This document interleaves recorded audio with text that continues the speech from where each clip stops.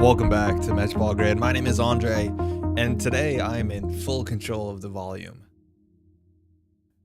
How's everyone doing? It is February the 24th, 2022. It's been a week. Hopefully you're doing well. Yeah, that's largely it.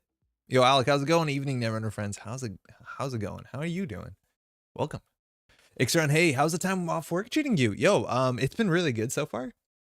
So I mentioned this last week, but last week is actually my last week at my job. I decided to tender my resignation, and I'm taking some time off. Going to work on some personal projects and then try and look for more work in the near future. So this has been my first week. That's basically just been vacation. I've done Very little. Well, I've actually been busy, but like not work, right? And it's been lovely, as you might imagine. I always feel a bit spoiled talking about the situation.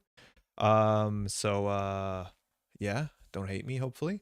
It's been really nice. I've been spending a fair bit of time running errands, just getting stuff done, doing groceries at like 10 in the morning with all the nice retirees or whoever is at the grocery store that hour. And then I've been playing a lot of Too Many Bones, which is a board game you can play, which if you guys want to talk about that, oh my God, we can talk about that because that's pretty interesting. I've been playing some VR. Today is Elden Ring just came out about 4 hours ago. So what are we all doing here? What? That's tomorrow. Tomorrow, actually, my partner has off as well. So we're just gonna be playing Elden Ring in the living room on the big TV. It's gonna be really nice. I'm looking forward to it. I'm a big Souls fan. I've played all the games besides the other one. The first one, the one that's only exists on PlayStation 3 and PlayStation 5, which is not attainable goals.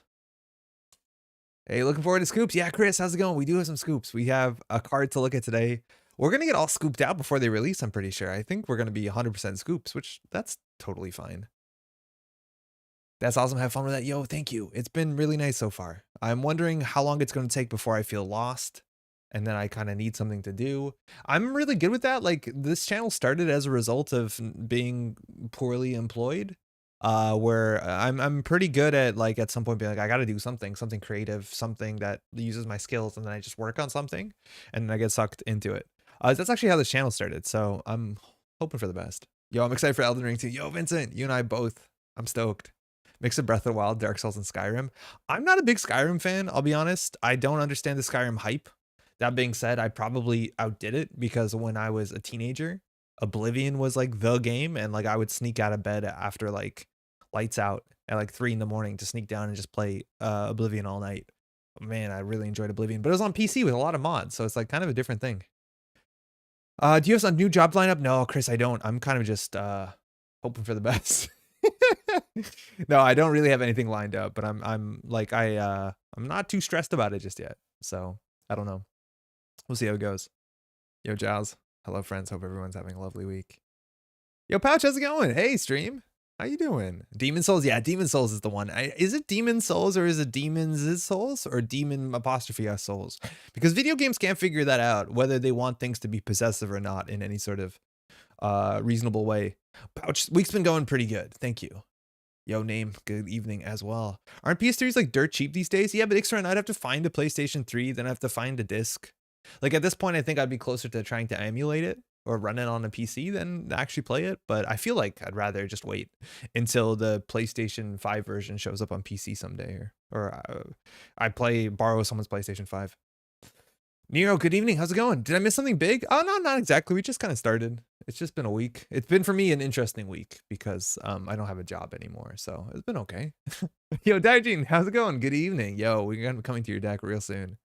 How you doing? Solomir, hey, how's it going? Retsuka, welcome. Yo, welcome to the chat. Yo, Dane, how you doing, bud? It's a good market to take a break. Good luck. Yeah, I've heard it's a pretty good market. Specifically right now, I'm in Montreal. And Montreal has a lot of video game companies going on. That's what I've worked in for the last 5 years. And for that, like the market is definitely favoring the employees, not the employers, at least from what I've seen. There's a lot of like Cold War of people, you know, benefits and offers are getting thrown left and right, which is quite nice. What was I gonna say? Yeah, it's a bit different though. For me, like I always feel a bit more stressed out about it because I live in Montreal, which is in Canada, which is on Earth, which is in Canada. But my French isn't very good. And so I'm always a bit stressed about that because I don't feel like I have as many opportunities as someone who is identical to me, but has more beneficial skills by understanding the language that's the primary language here. So yeah, we'll see how it goes. But I've been working on it. I've definitely been working on it for years. Yo, Frisbee, how's it going? Been a while since I caught one of these. Yo, welcome to it. We're gonna get just about to get stuck in here. That's for sure. We're just gonna play Elden Ring. As of 6 p.m. Eastern, you could play it. So I preloaded it on Steam. So we're just gonna be doing that. There's no Netrunner tonight. It's a bit of a fake out. I think Skyrim is still going because of mods. They even made select mods available to consoles now. That I've heard. I knew that they were doing their mod showcase thing, but I was pretty sure that people were upset about it because it was behind a paywall or something, except the mod makers were making money or something like that. I remember there was a bit of a tension there. I also have Skyrim, like, you know how Skyrim just keeps getting re-released every year on a console that I guess could play Skyrim now. I did, and it was on sale. Bought Skyrim for VR. And it's kind of disappointing. I haven't booted up yet, but all the reviews are like, this is terrible. Like, it's just a half-assed VR port. And there's so many of these. Like, oh my God, I picked up Hitman 3, which is a fantastic game. Now it's on Steam. I'm playing it. But the VR mode is like totally half-baked. But apparently, and the issue is that it takes a lot of work to get this spun up. The modding to make Skyrim a VR game makes it incredible, where you actually have like full hand interaction and physics, and you can yell and the Fusro comes out of your voice, and then you can like just modded to the wazoo. But the problem is it's like, you know, pretty technical, and it's going to spend hours getting it set up. At my truck, I get time to monetize. Yo, I was thinking about it. Monetizing has always been a bit of a weird thing to me because it's I don't know. I've always wanted this not to feel like a job, you know? Like as soon as this becomes an obligation, it feels a bit weird. And I kind of want to make this always just a fun thing, and I never want to kind of, you know, cross those two streams. That being said though, and I was really worried about that. This is the old camera. I don't know. You could tell last week a bit more, but I think last week was a bit more apparent because the color balance on the camera was warm as heck. It was way too red. Now it's a bit better. I might be a bit more purple or blue, but that's actually pretty accurate to the room. But the camera that we're reverting to is the camera that I had for the last, it's like a 6 or 7 year old camera, and it's doing fine. Right now I have to pay for my own licenses for like the whole Adobe suite. So that's like $60 a month. Like these things are adding up. But we'll be fine. I appreciate it. I played Elden Ring for like 30 minutes. So confused. Have you played any of them before, Name? French is hard. I know I don't pronounce half the letters, but I don't know which half. As long as you pick one half and commit to it. I swear we're never getting another mainline TES title. It's just Skyrim and Ad Infinitum. Yeah, I don't know about that, Solomir. Like, obviously Bethesda has diehard fans, and I just never fully understood it. I don't know. I just feel like the last 2 or 3 Bethesda games have been really, really quite bad. Like, I don't know what it would take for me to be excited about another game from them for a while. But GIMP. They don't have After Effects GIMP, but I hear you. 60 months is brutal. Dude, Ixaron, $60 a month is actually a deal. I got that as a deal. It was like on special for literally 2-3 hours left. Maybe they're getting me, but it's more than that usually. But like I'm gonna freelance. Like I need to pay for it. I can't. There's no way around it. Gotta find a student discount. I'm $60 is probably like pretty close to what the student discount is. I will mash the subscribe button instantly. Yo, I appreciate it. Thank you. Still debating on Elden Ring. I'm so bad at Souls games. Just pick up the new Warhammer Total War. Yo, I purchased a graphics card, and it came with a code for Total War, Warhammer Total War 2, I think it was one. And then I did not redeem it. And then 6 to 7 months later, I tried to redeem it, and it expired, which I didn't know was a thing I had to worry about. And so I messaged them, and I was like, hey, I got this code from a graphics card, but it's expired. And their response was, sorry, we can't help you. So at this point, I can't purchase that game. I've never been too big into the Total War games, though. I did like the other Warhammer ones. What were the Warhammer ones that were like more kind of like a MOBA-esque, where you had a character and they had like 4 abilities and you move them around? Those are really good.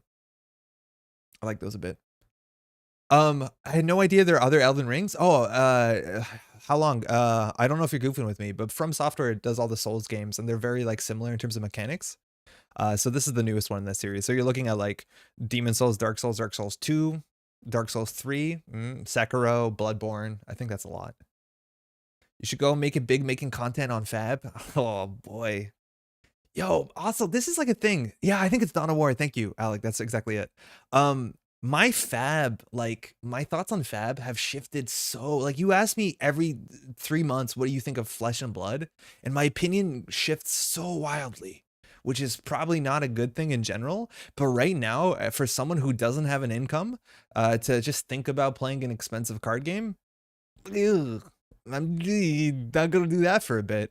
That being said, I have a Pro Quest on Saturday, but I'm just gonna play whatever I have. The meta doesn't seem really fun. It's a bit of a mix, so I don't know. I don't think I want to make Flesh and Blood content. This is also a huge thing, and like this absolutely sucks, y'all. We've all ruined it. We've all done such a good job that there's no way that you can fix this. The Netrunner community has been really, really, really good forever, and then you take 2 steps into a Flesh and Blood Facebook group, and you just want to walk away so quickly. You just want to be somewhere else. And maybe if I become part of a Flesh and Blood community, this is going to be on tape, and I'm gonna have to apologize for this, but like, oh my god, you walk into some spaces, you're like, oh, hey boys, how we doing? Like, I'm out. See ya. Oh man, $20 a month is my school worker discount. Is it a CAD thing? It might be, but 60 CAD is like, I don't know, probably 40. It's not 20 American. From Software's best games are Armored Core series, CMB. I've never played Armored Core. It sounds like a mech game. Oh no, I had no idea. I've not played those either. Check them out. They're really good. Dark Souls 1 and 3 are really quite good. Bloodborne is really quite good, especially if you like the sort of Victorian horror thing. Yo, Gwen, how's it going? Has Whiteblade gotten you on his regrets over getting into Fab? We haven't talked enough about it, but right now, I know Eric is like a bit anti-Fab.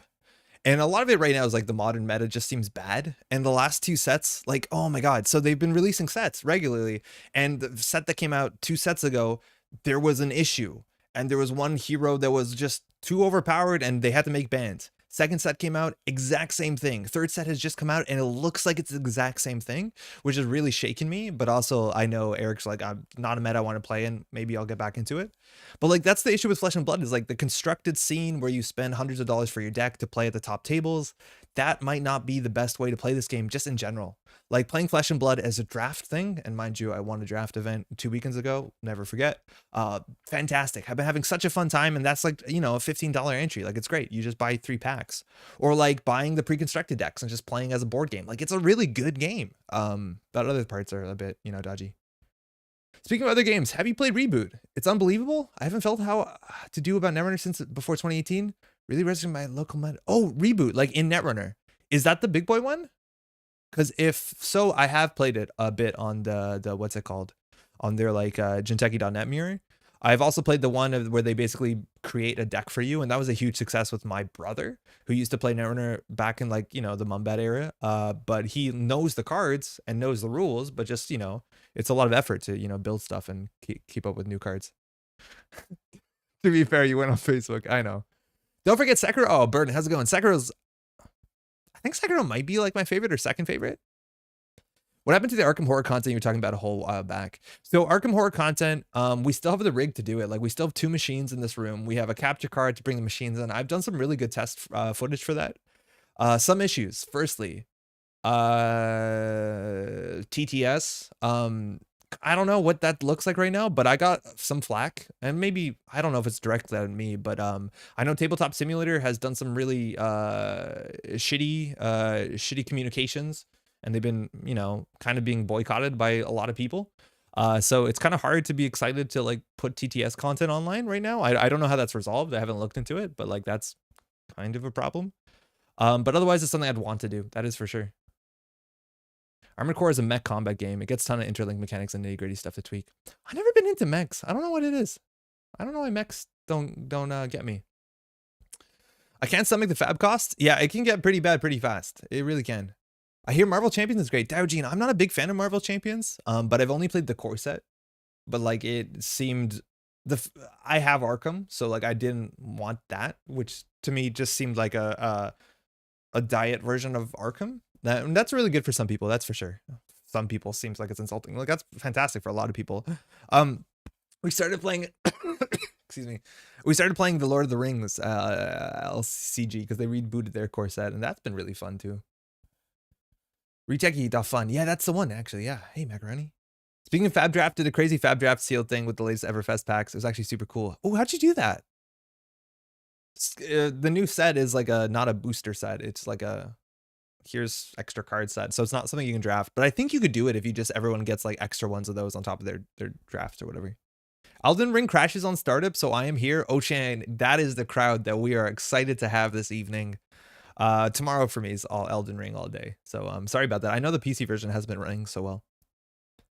Retechie, yeah, the mission was to rebalance the game from the OG core by changing one thing on a card, and boy, it's a trip. I've seen it, Dane, and I've really liked it, and I've agreed with a lot of the balance changes that I've seen so far. It's really fun even just to look at the cards and be like, oh, you changed one number, and now this card is interesting. I think that's really cool. But we haven't played it on the stream in like probably a year or so.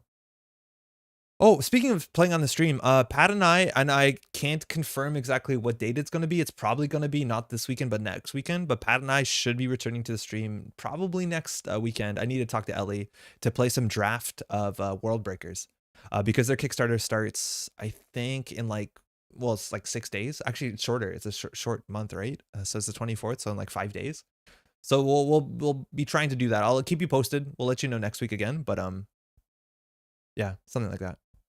You can try using Octagon for Arkham. PMK, yo, I haven't booted up Octagon in a really long time. I need to look what that looks like. Because, like, one of the beauties of Tabletop Simulator is that that's so easy to understand because it looks like your table. And it's so user-friendly. They can import decks really simply. Octagon, like, I've played a lot of Netrunner on Octagon.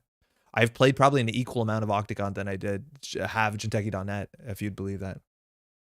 But at the same time, is it that equivalent of the JNet casual lobby and the rest is better than that? Never been near Fab, so can't say. But know that sometimes good communities have bad groups. Also, hi, I'm ill at the moment. Yo, hopefully you're feeling better, Gwen. Sorry to hear that. I think you're right to some extent. It's like weird how bad the Jinteki.net lobby can be from time to time, if not consistently. But I don't know. It's like Discord chats and like Facebook groups. Facebook, I think, is a really low bar. Anyways, like none of my friends are on Facebook, and I think that kind of shows who's on Facebook. I don't know what that means, but you know what I mean? Like, I'm not on Facebook. I don't know who is. How's it going, CBS? But yeah, maybe like I have friends who play Flesh and Blood that I think are great people, and I'd like to hang out with them. Let me tell you that. Like, that's for sure. I just think maybe a bigger I don't know. Hope you're feeling better. Lord of the Ring LCG is one of my favorites to play. Yeah, we're only playing like the core set, so it's pretty simple so far. But we did one run through the first mission, played it wrong, did it again, succeeded. Oh my god, Aragon is good. Aragon. One of them is a book. One of them is The Man from Rohan. I built some reboot decks on paper. They use so many cards out of rotation now that it's easy to have a ton of them made. Then you can just put a little note in the sleeve with the balancing tweaks. They also have a proxy printing tool. That's really cool. You just put a little sticker on the card. It actually could be pretty easy. Just like upgrading your Gloomhaven cards. We drafted like 3 packs of Everfest, and then you could choose 4 to 5 packs of your choice of main set to make a sealed pool. Oh, that's super cool. That sounds really cool. Solmare, you're West Coast? Are you drafting in person with the Fab crew? Yo, Baza, happy Thursday. How's it going? I'd love for you to get into Ashes Reborn. Game is so fun. Frisbee, I have not all of Ashes because I think they put out new stuff, but I have all of the old Ashes, and I got the 1.5 update kit. It's a game that like I've enjoyed what little I've played, but it's also it's not a huge hit like in this house. Pat is a bigger fan of it, and he's like plays tournaments and like does well, like he's good at it. But for me, like it's still a bit of a struggle. The whole sort of like board beating down the other person. Like I know it's different in Ashes because you have limited/unlimited resources with spellboard and all that sort of stuff, but it hasn't grabbed me the same way that other like similar like other card games that take that sort of space in my apartment do. Like Doomtown is amazing. Flesh and Blood is really great. We've been playing a bunch of Skyterra lately. I'm playing Too Many Bones, which I couldn't 100% recommend to anyone. Stuff like that. Oh, you meet them in person to draft. Super cool. Please be good World Breakers. Yeah, World Breakers is going to hit that list too, for sure. I'm really excited about that. I want to see what changes they made because I know Ellie's been really busy. For Reboot, only about 1/3 of the cards actually have tweaks, and a lot of those are influence tweaks that you don't need a reminder about during play. I've seen a lot that just have like a stat swap, like, oh, the cost is cheaper, or it gives you +1 strength or something like that. Like I've read the list, and I really liked how the list was presented. Like all the cards we don't think needed to be changed, the few cards that are too good, so we had to make them not as good, and then a bunch of cards, the majority of cards, mind you, because the first cycles are really full of it, of cards that are quite bad, and we want to make them playable. And I really like that. Like that's the sort of thing that, you know, I don't think Hearthstone is a perfect example, but like when you have a digital game and you can update it, you just change one number and like hopefully people don't lose their mind. I saw Doomtown pack in my FFG and I thought of you. I appreciate it. I know they have their new core set coming out. I did not kickstart it. I don't know if I'm going to, but Doomtown is a really good game. Too Many Bones is also a top co-op for us. Glad you're liking it. I just found a bunch of extra gear locks that were on sale at Board Game Bliss. They were like 20-30% off. So I was like, this is still stupid expensive, but I'll buy them, so I'm excited to play them. Too Many Bones is weird. I'd love to talk about it another time, but I feel like we gotta play Netrunner. Diogene's here, so we gotta talk about his deck.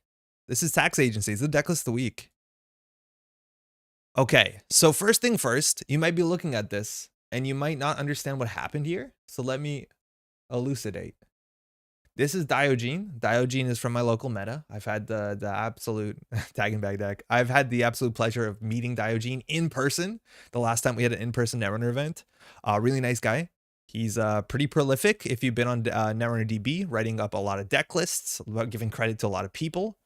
And then Diogene posted his list, and then somebody here, and this you might not make sense if you're just tuning in now because it's gone, made a comment, and they made this like really shitty comment being like, Diogene, you post too many decks. But then it was like absurdly negative, like in a harassing kind of way. It wasn't just like, hey man, it sucked. It like straight sucked. And then everyone's like, yo, what's wrong with you? Which is a good response. And Diogene, I'm sorry that you had to that happened to you. Diogene was not combative in any way. And everyone's like, yo, what the hell are you doing? That has been deleted. So if you're wondering what people are being like, yo, what's going on? Starred for amazing copy pasta. It's because somebody here was really shitty. And I'm not sure if they deleted it or whether the Netrunner DB people deleted it, but it's gone. And so we're not going to see it. But yeah, it was a really shitty take. And it was really just, yeah, it kind of sucked onto sucked. They just needed some attention. That's sad. Well, maybe. Yeah, I know. But they were complaining about attention in the first place. Like it's all kind of convoluted nonsense. Yeah, it's gone. So if you're wondering what happened here, that's what happened. Netrunner is enough for me. Zero motivation to pick up anything else, really. Hopefully we'll get around to Arkham eventually. Yo, Giles, yeah. Hey, there's no pressure, obviously. But generally, if people like card games, you know, you're the kind of mind. You have that sort of like itch and, you know, inclination to enjoy moving other cards around. Arkham is getting a lot easier to get into because they're redoing all their like core sets and they're repackaging cycles. So you can buy one product instead of 8 or 2, I guess, instead of 8, which is great. The vast majority are just numerical changes plus occasional limit 1 per deck or something. A lot that went into making a lot of previously unviable cards fun. Yeah, I have appreciated that a lot. Okay, let's talk about this deck. I'm a bit winded. 1 second. So, okay, this always has to be said. We're just going to lay our cards on the table to talk about when we talk about decks, what we talk about. So firstly, when we're talking about it, there's always the issue. Let's call it the Haley problem. You might have heard of the Haley problem. Haley was an old, where am I typing? Haley was an old shaper identity that said, when you install a thing, install another thing. It was really good. It was really, really quite good. It gave you click compression so that you can continue to do the old school shaper thing and not spend, you know, a lot of time setting up all your stuff. And the Haley problem classically was, why do anything else?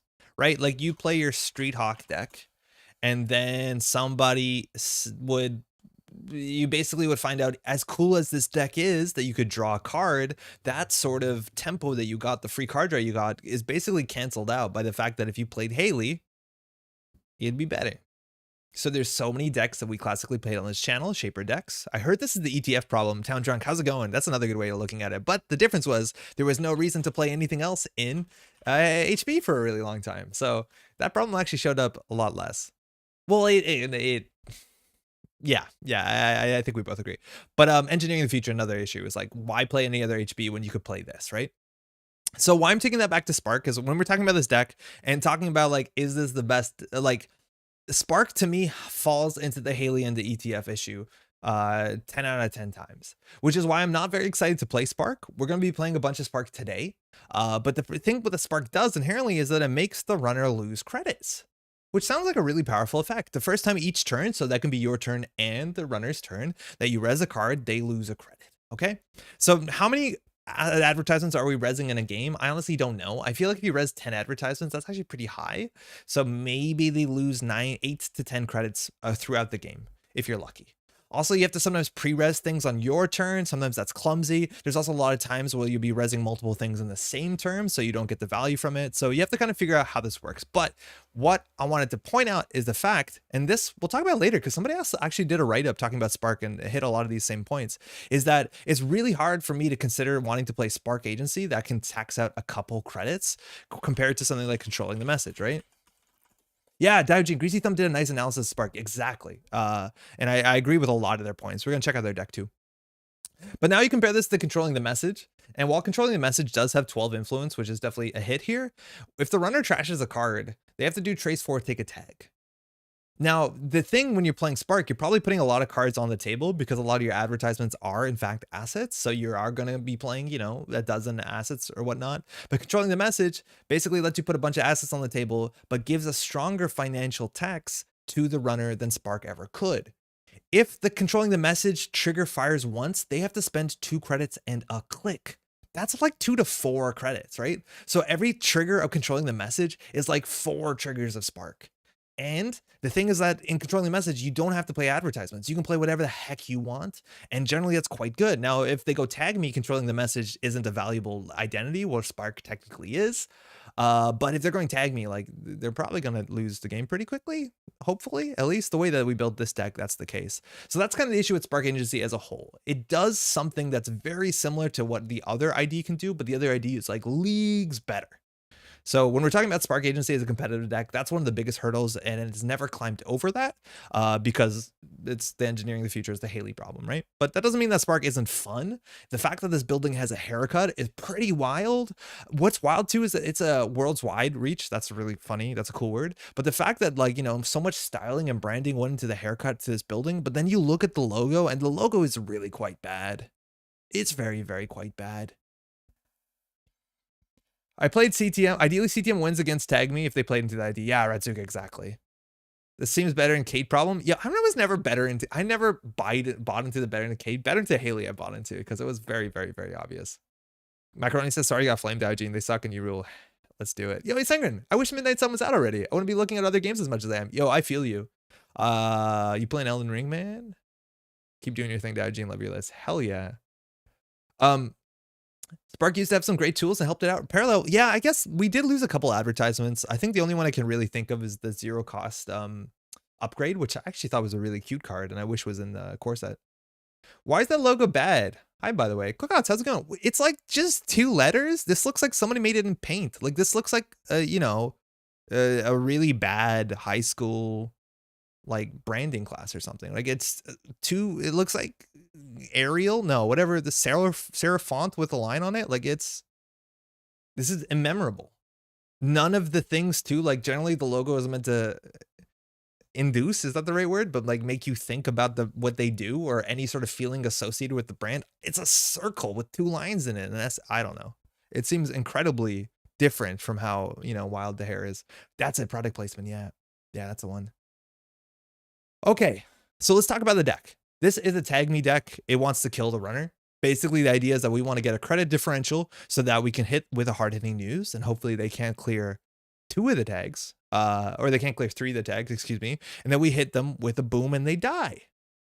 That's a pretty solid plan. This works in a lot of NBN decks. It's pretty good. You have hard-hitting news and faction. Ideally, Spark Agency will lever that credit differential, and then on top of it, they'll be dead. So there's a bunch of things here that jump out at me. Let's first look at our advertisements because you always need your advertisements for Spark Agency to be relevant. So we're looking at some ads. We got CPC generator. I don't like CPC generator.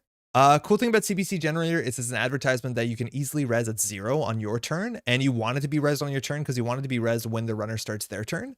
But this card sees very little to no play, even in most Spark decks, just because its ability, its trash cost are all quite bad. Now, this is the first time the runner spends a click to gain a credit during your turn. You gain a credit the first time, not through a card effect. And Spark Agency, in theory, can force the runner to click for credits, especially if you get into a really awkward situation where they dip to 1 or 2 credits and then you res an ad and then res an ad on the next turn and they're at 0. Like, they generally have to click for credits. Another very common thing is on your first turn, you res an advertisement. So now they start the game at 4 credits. So they have to credit into a sure gamble. But one of the big issues is, and against most good decks or most well-constructed runner decks, is they're clicking for credits as little as possible. Generally, they're trying to be doing better things than clicking for credits. A lot of times, if they just get down 2 Rizekis early and then they have a liberated accounts or, you know, whatever they have else, like that ability doesn't trigger a lot. So Spark, if anyone can force it, the advertisement is cute, but it's just a pretty underpowered card in general because a good deck with strong economy won't be clicking for credits. Now, a similar card is tiered subscription, and I've been liking this card more and more, specifically in startup as well. 0 res cost is really nice. It's another card you don't mind resing on your turn because you want it to be res before the runner starts. A lot of times when this is up, the runner just doesn't run, and they establish their economy, which actually might be backwards of what you want them to do. Because this deck, you need the runner to run, and you need them to run when they haven't had an established economy, because we're trying to get them with Consulting Visit, or sorry, we're trying to get them with Economic Warfare, which is a very important card. Suddenly they lose 4 credits, suddenly they lose 4 credits, and then you hit them with the hard-hitting news. But cards like this sometimes allow people just to sit back and set up because they understand if I run, it's going to be a greater credit differential. So I'm just going to slow down, put my liberated accounts down, start hitting that. So that can be a bit awkward as well, but res for 0 is quite nice. Let me just catch up. Not what I've expected out of the theoretical worldwide conglomerate of advertising experts that would have designed it. Exactly. Which for better or worse does not actually exist. The best thing about Spark, forcing them to have 3 or 4 credits turn 1. Yeah, you can do that, which is quite nice. A lot of people are playing Deuces Wild, maybe even Bravado turn 1, I don't know. But it does make it awkward for gamble starts and for what's it called? For liberated count starts. Daily Cast is playable, Rozeki is playable, Creative Commission is a lot more playable, so it's not the best. Hey Pat, how's it going? Product placement rotated, unfortunately. Ratsuka says you want cards to be at least as good as Sure Gamble Hedge Fund, so if a card doesn't give you 4 credits leads, you'll likely better off with better cards. And this deck doesn't have Hedge Fund, mind you, which is pretty wild. On top of that, we have our single reversed accounts, which is a fun card. I like this. If you're going to be advancing 5-3 agendas, this looks like a 5-3 agenda. If they run it, it's fine. If they don't run it, it's fine too. And we have 3 launch campaigns, which is an advertisement. This is technically a pretty credit positive card. It's a 5 credit card. You have to protect it. Trash cost is pretty weak. You don't mind rezzing it for 1. If they trash it, it feels bad, but it's not the worst. And then 2 copies of Maryland campaign, which is a card that, again, you don't love rezzing it on your turn because then they can just go trash it and you didn't get, you know, the 8 credits at least get shuffled back. But like if you're rezzing this on turn 1, you do install add credit, you res this, you go down to 4 and they trash this, like your economy's gutted too. And your economy being gutted too is actually, I think, a pretty big problem with this list. This list has very little to no economy in it. This list does not have hedge fund. So the money for this deck is attached to CPC generator and tier subscription. Not very often are they going to trigger that much. Launch campaign, Maryland campaign, and special offer. And special offer, I think, actually is the strongest econ card in the deck. But for a deck that wants to get a credit differential and then dominate the runner financially by doing economic warfare to hard-hitting news and maybe even paying into a trace, I just don't see it happening here. If the runner does just have a good economy, turn 1, you can get that gamble into dirty laundry, into whatever, and then suddenly they end their turn 11 credits, you're going to be on 4 or 5 credits. And they can start trashing your launches and your Marylands, and then you just don't have a board state. So that's going to be an issue for sure. The money in this deck is definitely lacking. Interesting things, we have 2 Chrism Grid. Not exactly sure. I think for Stargate in general, diversion of funds is going to be a problem too. It's just obviously a good card. It is quite expensive at 3 though for this deck. 3 Mumbet Virtual Tour is honestly one of the probably the best cards in this deck because this deck can probably capitalize on someone making mistakes.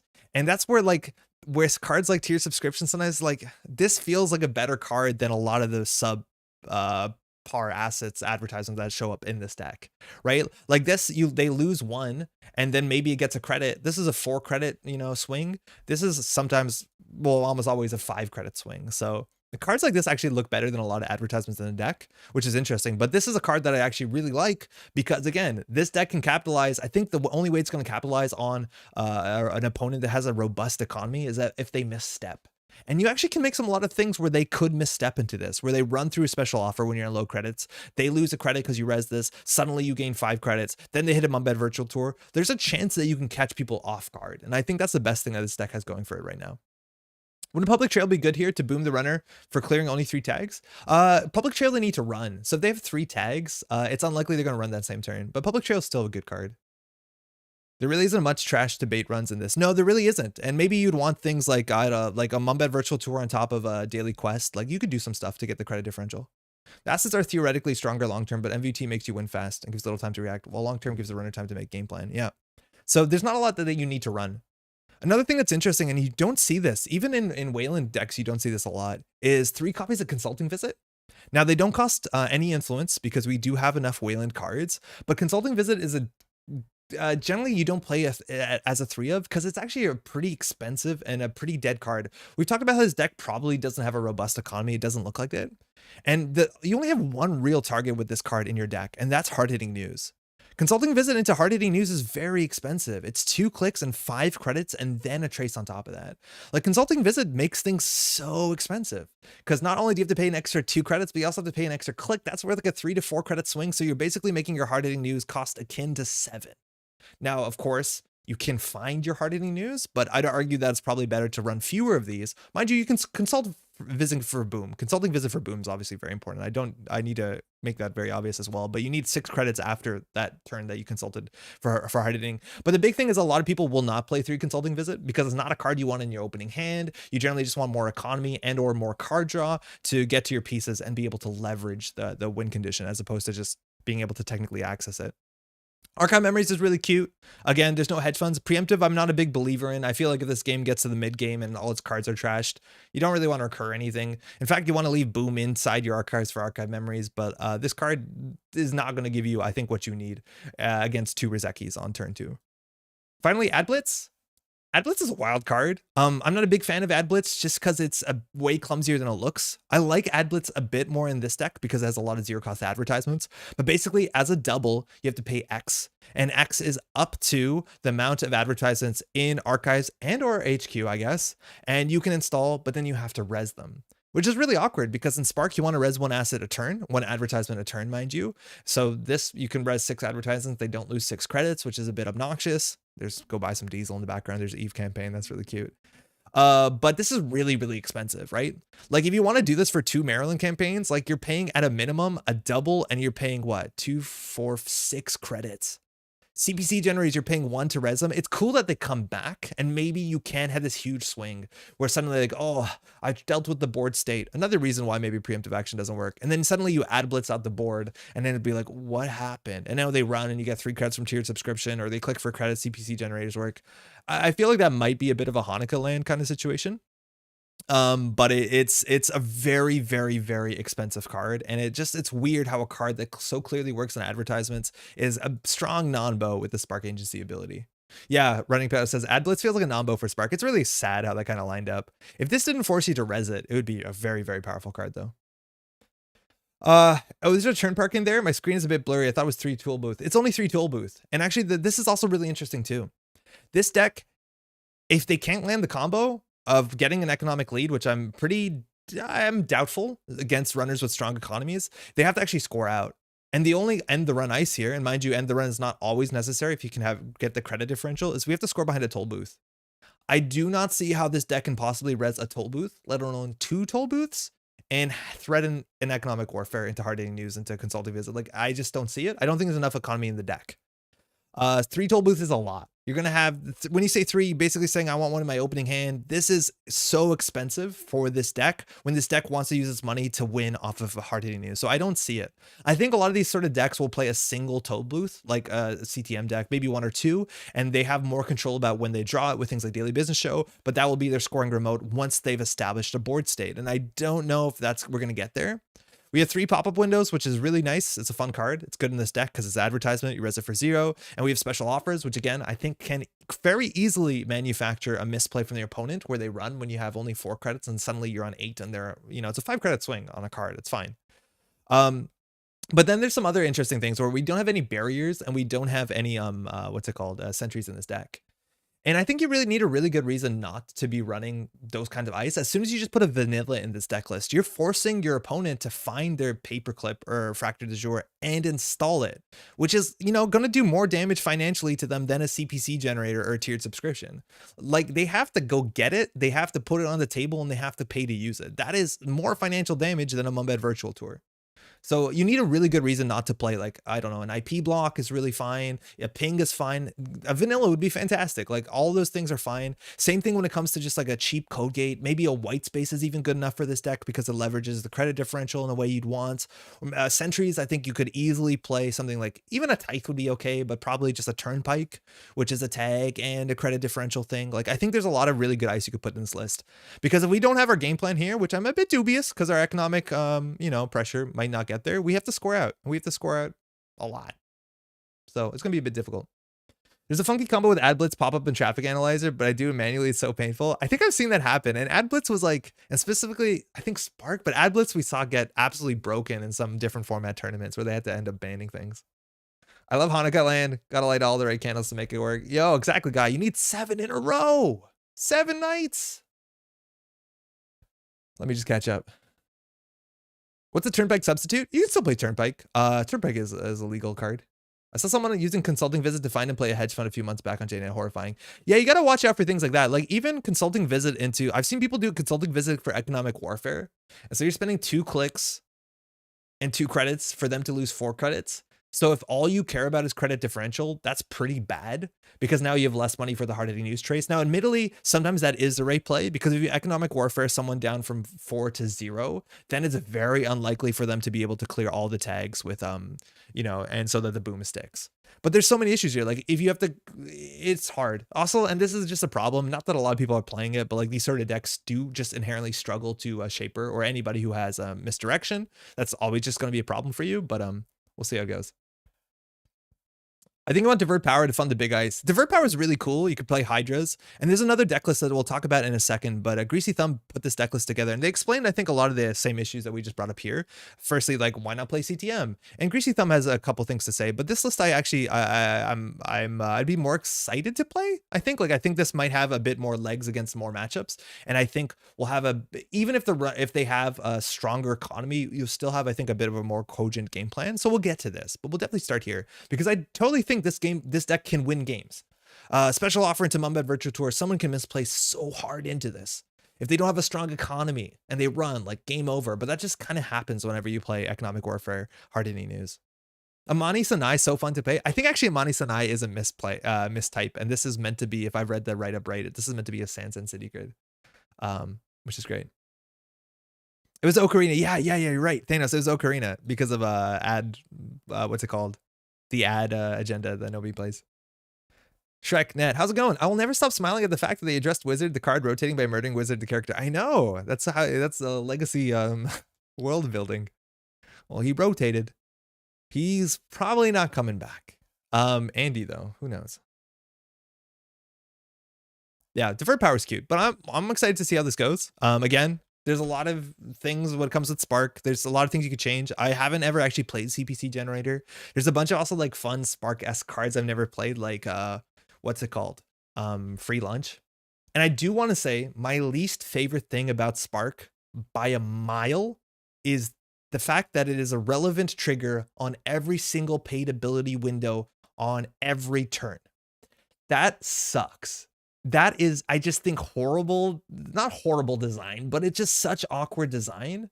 Especially when you're playing online, it's awkward. Like, before they take their first click, sometimes you want to be like, okay, say they're on 4 credits. Okay, say on your turn, you res an advertisement. Mind you, we did lose a couple good advertisements from Spark that rotated. But say on your turn, you res an advertisement. So the runner starts a turn on 4 credits. First, they click for a credit. They're on 5 credits. Then you want to say, stop, I want to react. I'm going to res something else. So they go back down to 4 credits so that they can't play their sure gamble. Like, at every single paid ability window, they have to ask, are you okay? Okay, I'm now going to do this. Are you okay? Like, I just find that so irritating. I wish that happened as little as possible. This is the beauty of startup and system gateway, where there's like very few interactions where that sort of shtick matters. Man, that's so awkward. It's nowhere near as bad as it actually like turns out to be. Like, it's almost never relevant, but like, oh man, I don't like it. Are you good now? Okay, I'm gonna click for credit. You cool? Okay, I'm gonna install the Liberate. Are you cool? Okay, I'm gonna install SMC. Oh, wait. Like, yikes. Not fun. What's this called? Tax agency. Spark agency. Indicate action does work. It does work, but it's clumsy. It's super clumsy. I find it a bit aggressive too. Like, when you're playing in person, it's a bit easier, but to mash the indicate action button, and then a lot of people miss it because they're not looking at chat because they're trying to figure out how to play their AS deck. And then you have to rewind, and it's super awkward. Ristic Studies in MTG. I'm not too familiar with that card, but I've heard its name, so it's probably pretty enduring. So if we play against someone and they install like, and they're, say, a Hoshiko, and they double Rizeki, they do like, I don't know, Wildcat Strike double Rizeki turn 1. I guess I think we probably still don't give them cards. Like, it's over. I don't think we have anything, but we'll see. I remember reading the page in Worlds of Android that talks about Wizard Death. Wait, there's actually a whole page. I have that book. I have not read through all that book. Yo, Rizuka. Kim's okay. Kim's a link. We have a lot of operations. Radzuka's in chat. They know our plan. Thanks, you too. Ristic Studies is way less often than every pay to window or even priority window. That's also the issue with Free Lunch. The card. It is tedious. Okay, so opening hand, again, our ice that will keep them out is basically Toll Booth and nothing else. They put down a Stargate. As long as they have credit differential, we really have no recourse besides the preemptive and the 3 Jacksons. So we're going to mulligan this hand. We want advertisements. This is definitely a fair bit better. Someone else knows that Edward Kim is missing his left hand. I don't know if you're joking or not. Somebody made that post in Reddit. It's a big part of their character. I don't know, Solomir, if you're goofing or if that's news to you, but yeah, if you're very much missing his hand. Okay. All right, Eddie Kim. The issues if we pre-res this. Yeah, I know you're memeing. Everyone else that honestly answered them, like, yeah, he is. Let me tell you about human first. But yeah, I don't know. I'm glad that people can just be Yeah. This is either terrible or amazing keep. Oh, they're gonna totally what's it called? Want on us. Good thing though. Keep it preemptive. So like we want to put the launch campaign on the table on res it, but then we have to protect it with a pop-up window, which I think is we'd actually rather do this. And I'm gonna ice up HQ. We're gonna res this.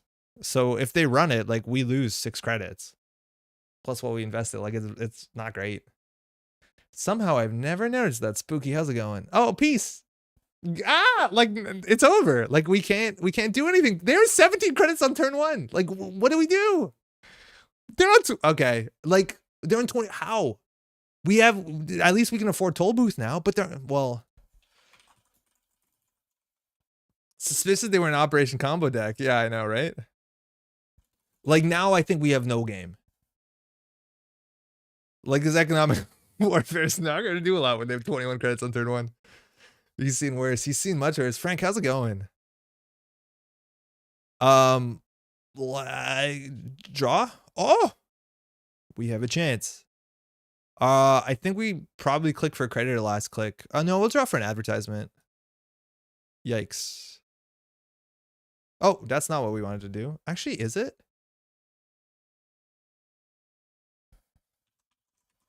No, I don't think it is.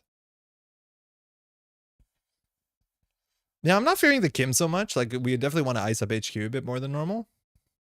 But, like, Boom's trashable anyways.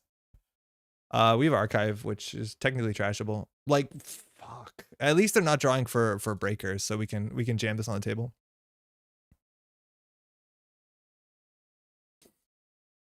So, yeah, our ice doesn't keep them out. They have... we're fine. We're getting points. We're scoring the points. So at this point, we can consider throwing out the Mumbet Virtual Tour. It's not going to do much when they have 40 credits. Peace is so good versus Spark. I think Shrek, Redzuka, excuse me, is dunking on us a bit. Shrek says lol. They were in chat.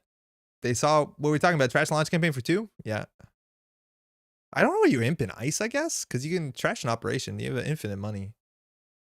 Peace and Time is usually Apocalypse for decks. I don't know. Maybe. I guess so. It's gonna be a problem anyways. It's hard hitting news. We have a lot more money than we think. Oh wait, this is gonna be good. We're just gonna score out behind a toll booth. It's gonna be great. Yeah, maybe they will Apocalypse us. Oh shit. No, maybe still. Well, at least they have to shuffle that away. So if we res this, we're down to 10 credits. They have to boost break. That's 3-6. They steal this. They have to throw away their Ngolo. I think we take it. But yeah, it's over. They've drawn 1 card. Their opening hand. They've drawn. No, they drawn more than 1 card. They've drawn a lot more than 1 card. But yeah, no, we've.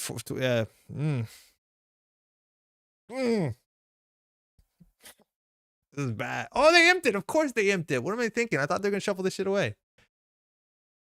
Okay. Ad blitz. Advertisement, advertisement, advertisement. Interesting. So this will cost us 2, 3, 4, 5, 6, 7 credits to put these on the table. This is when you miss friends in high places, huh? None of our agendas are advertisements. Will this let you? Would this let you install ad agendas?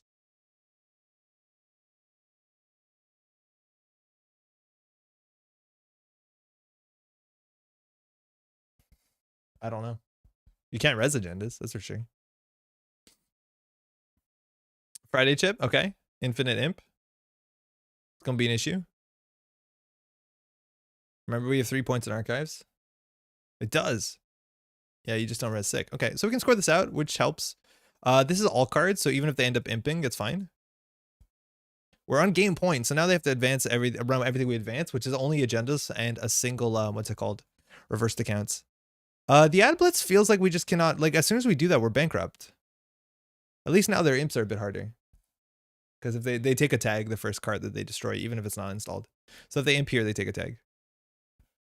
But again, like, we have no economy. I don't think we can draw into economy because they'll trash basically everything off the top of the deck. So we have to try and win off about 7 credits. On that note, I don't know how we're going to draw agendas. The pop-up window for R&D will be nice. Nice start. Tier subscription, paying 3, take a tag. They do get the Friday chip. clear the tag.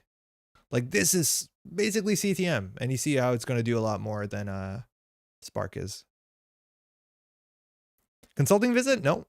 Not what we need. We'll draw one to break lock. That's interesting. Put this on R&D. The question is where we want to put this to. HQ is a pop-up window. That's actually quite nice. I think we want this on server 2. I'm worried that they're going to start trashing ice as well. But now that we're less than 8 credits, they might actually consider running. I don't know if they're really scared of another special offer. Oh my god, the money never ends. Spin Doctor is good.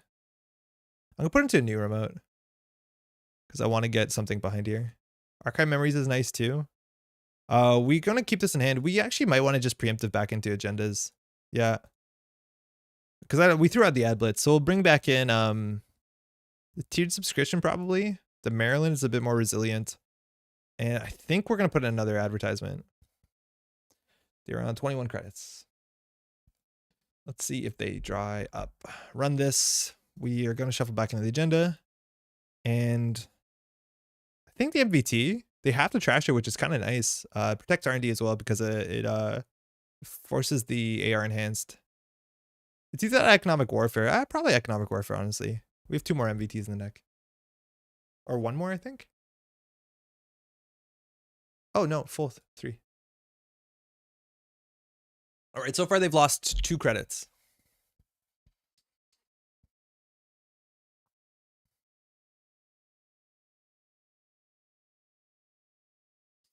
So they can break it. They're in. They're going to trash an operation. Harding uses the one we want. Consulting visit, that's totally fine. They take a tag. Edward Kim is forced to. Now, if they want to play around this thing, they could always run archives first. This is the one of in the deck, just to access an operation so they're not forced to Edward Kim. Oh, cool. Right on. Shit. Okay, so they don't have to steal this, but we have to do install advanced in the remote server. So they have to go through this, which is 3-6. Like, we actually might be able to Harding use them. We actually could have a window here. What was this? Oh, I forgot to res that. Shit. Do you mind?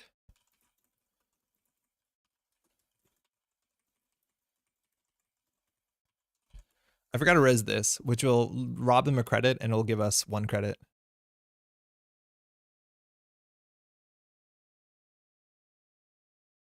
Thank you. So I'm just going to do, what is it? Counter credit. Oh, it's automatic. They don't have to do that. Yeah, there you go. 4. Okay. Because you have a window to res on your turn before your start a turn. So you can get the most favorable outcome. So that's a Bologna. They don't have to respect it because they do have imp. But they still have to go through toll booth. The special offer will rob them a credit, give us 5. This will rob them 6 or so. Oh, Christ. Okay, well now things are really bad. That's quite bad, but we should have expected that in a... That's a spoon. We should have expected that by a mile.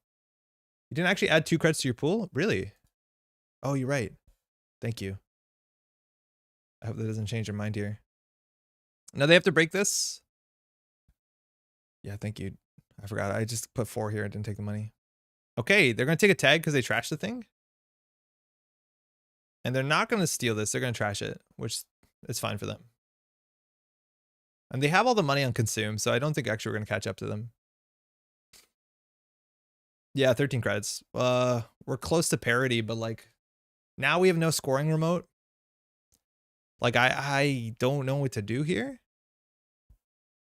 And the issue too is when they're on 13 credits, like yes, we could economic warfare into hardening news, but they can always, they'll have enough money to clear the tags. So it doesn't really do anything.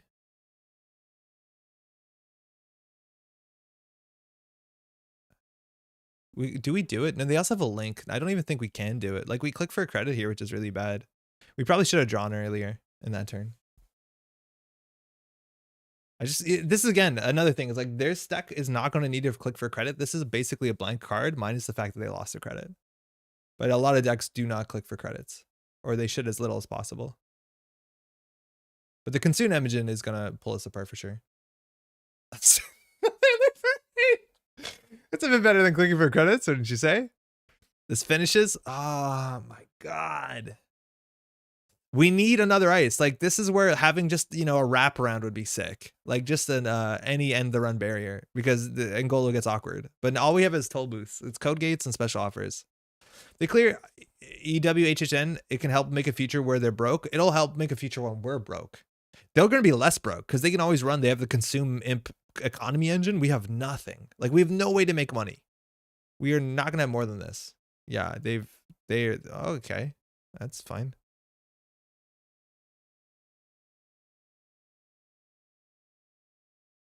We got they're like one mad dash away from closing this.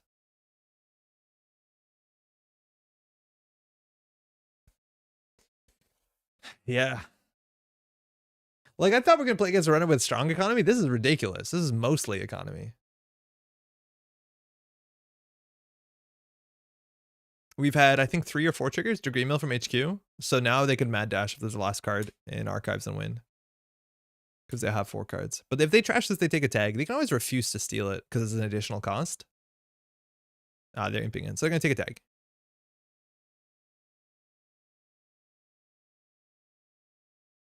Wow, they're trashing that. Well, I don't know why. They're never going to click for credit. I guess it gives them the consume counters so they can clear tag, take 6, and then we're done. Get smashed by oops all econ. Hee I know. And we lost the degree mill, which is the card that we wanted to, you know, play.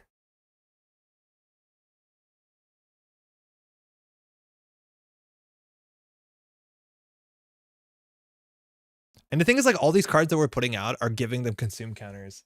Like, this is so bad for us. Like, this card loses them 1 credit, and then they trash this for a click, and then they get 2 credits off of consume, right? It's obviously convoluted, but like, we probably should not be putting things out for them to get trashed. And we're gonna wait for 2 more spoons, which is an issue, because then we're resing this for 8. It costs them 2, 3, 4, 5, 6, 7, 8. Earthrise, that's okay. Start of our turn. I wanted to res this before start of turn. Same thing. There's a window on my turn before start of turn, and I keep missing it.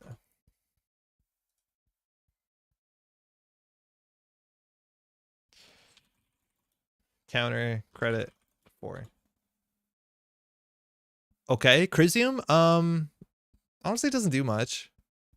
MV2 would be okay in the remote server. They really know your deck. It's sort of rude for them not to score the agendas. Yeah, maybe. I don't know. I don't know how hard they counter queued us because they were in chat. But like, this is a nightmare scenario. Absolute nightmare scenario for us. Maryland, yeah, that's fine to put on the table. I don't want to res it to make them lose credit. Like, we won't res it. Stream snipers. We haven't seen a Stargate yet, but their MU is full, so it's not that likely. Reverse the counts. That actually is a fun play. I'm gonna get rid of the Crisium. Again, this is not gonna do anything. I think we've taken what, maybe 6 credits off of them, which again is like basically 2 CTM triggers. This agenda has been better than our ability.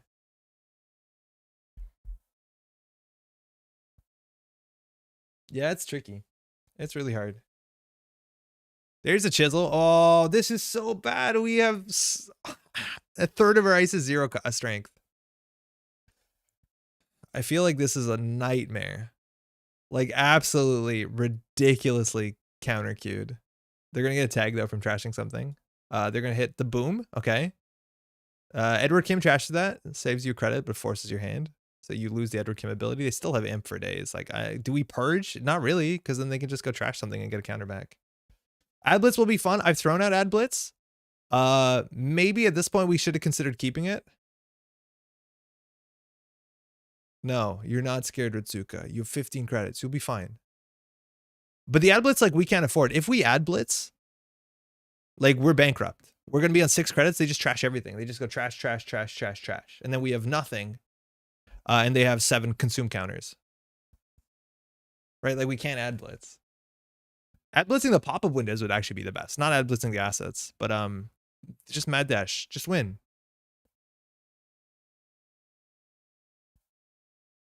Scared of a single tag? No. This deck could consider doing an exchange of information thing. This is hard. I don't know, man. Do you have the mad dash? If you mad dash, you check server 7 first to make sure it's not a spin doctor.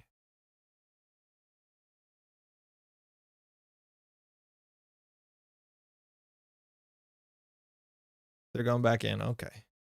Reverse the counts. Shit. Wanted that. Trash that for free. That was our play next turn. But consume has 8 credits on it, so even if we think 15 to 18 is looking good, nope. Bad act. Ratsuka lol JK. They clean the tag. Okay, well, they didn't hit this button, which is still a problem. Like, as soon as they have this button and say that we land a hard-hitting news, they just hit this, and then they can clear 3 tags, and then we got nothing. We'll res this. It's credit neutral. It loses them credit. Wait a second. We could do economic warfare. Economic warfare, drop them to, what, 4 credits? And then hard-hitting news. The only card in our hand will be an archive memories, which if we keep it, we could consider booming, but they can, like, they'd pop this clear 3 tags.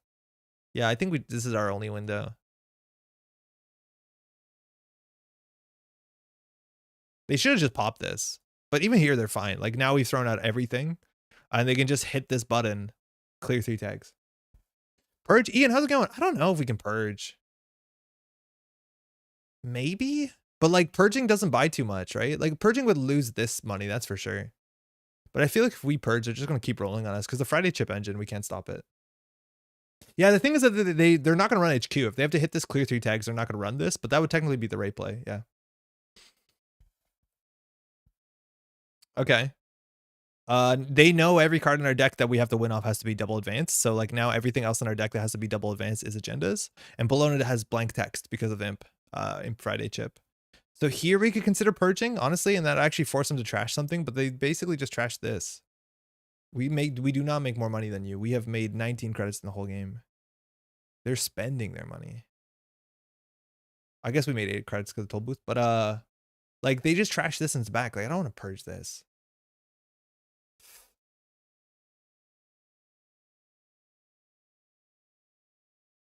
That's good. That's really good. How many ads do we have? Like, should we actually ice this up? Because in terms of advertisements, we have 2 Marylands. That's it. But, oh, we have tiered subscriptions. Resing this last click or second last click is kind of rough. Yellow. Boom, got him. Yeah, now we have to, like, hopefully, like, now we don't have another hard-hitting news. We could consider shuffling them back in, but then we're doing it at the expense of not shuffling back in our agendas. There is 2 hard-hitting news in the bin. We can always archive for one of them if the archive is safe after they've ran. But yeah, it's not looking great. Our credits are doing okay though, because they're not. I don't know why they're not contesting our economy. Archive memories for an ad blitz. Ooh, kind of like that actually. Oh, that seems really fun. Yeah, I'm into that. Let's do that. We're gonna lose it right here. Yeah, there you go. Never mind.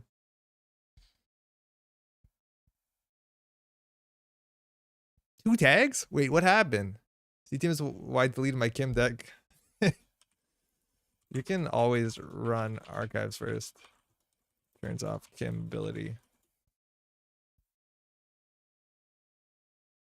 Yeah, AR enhanced security is a big reason why people don't play Edward Kim or why people don't rebirth into Edward Kim. It's a nightmare because it's not an optional on either this ability or Edward Kim's ability. But you can always run archives first because this is the first operation you access. So if you access an operation in archives, it eats its ability.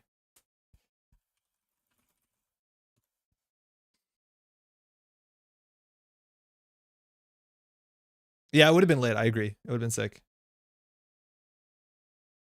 Are they going to clear 2 tags and go down to 3? Like, we could just, I don't know. Are we crazy enough to spin doctor back for hard-hitting newses here? They imp the Chrysium. Okay. Like, are they going to clear tags and go down to 3? Jam stuff behind ice. Everything that we have to jam behind ice has to be advanced, though. Because they know our list. It's only 5/3s. Like, we don't have Beals, which this sort of deck is actually well suited for things like Beals because everything looks like an unadvanceable trap. If they don't hit this, we're going to purge. Wow. They lost another credit here. Yeah, I think Tracky might be right. Whoa, we're gonna purge the heck out of this. Hopefully we top deck what's it called? They can't steal Bologna here. They can't imp Bologna. This is an interesting run. They trashed the Tears of Christian to go to 0? Like, I'm so tempted to just shuffle back in Hard Hitting News. This is where we're gonna be happy that we have 3 Consulting Visit in the deck. Damn, it's a Bologna. Okay, well, we have a window here. The issue is that, like, they can imp this. They have to get through the toll booth. The toll booth is 6 credits. They're going to have 2 for 6 credits. Then they imp this. So we can't really score this. I think we have to purge. There's no way we don't purge. Acacia money. Air is so good. It is doing a lot of work. That's for sure. It's a 1 of in the deck. We got really lucky that we found this. But I've seen a lot of the other decks, other sync decks will try and get this out as soon as possible because, again, it looks like all this other stuff on the table. But when you score that, it's quite a powerful thing. They want to find something here to trash. Like, they definitely should just run the CPC to trash, if anything. Yeah, the future where they're poor is somehow happening. No, you're totally right. We're going to shuffle back in the agendas just so that we don't have a chance of them being on game point. But now it's only behind a top-up window. Interestingly, the top-up window is working. Just full tag me. Yeah, maybe. For a rich run of eco more off the deck seems to have worked. I feel like they goofed it. Like, they did not have to do that. They really could have just played to save with consume. They also did not trash our money for some reason. Like, you need to contest our money. And they didn't, which again, that's the only money we have in the deck. At this point, they don't have an imp counter. I'm pretty comfortable jamming this.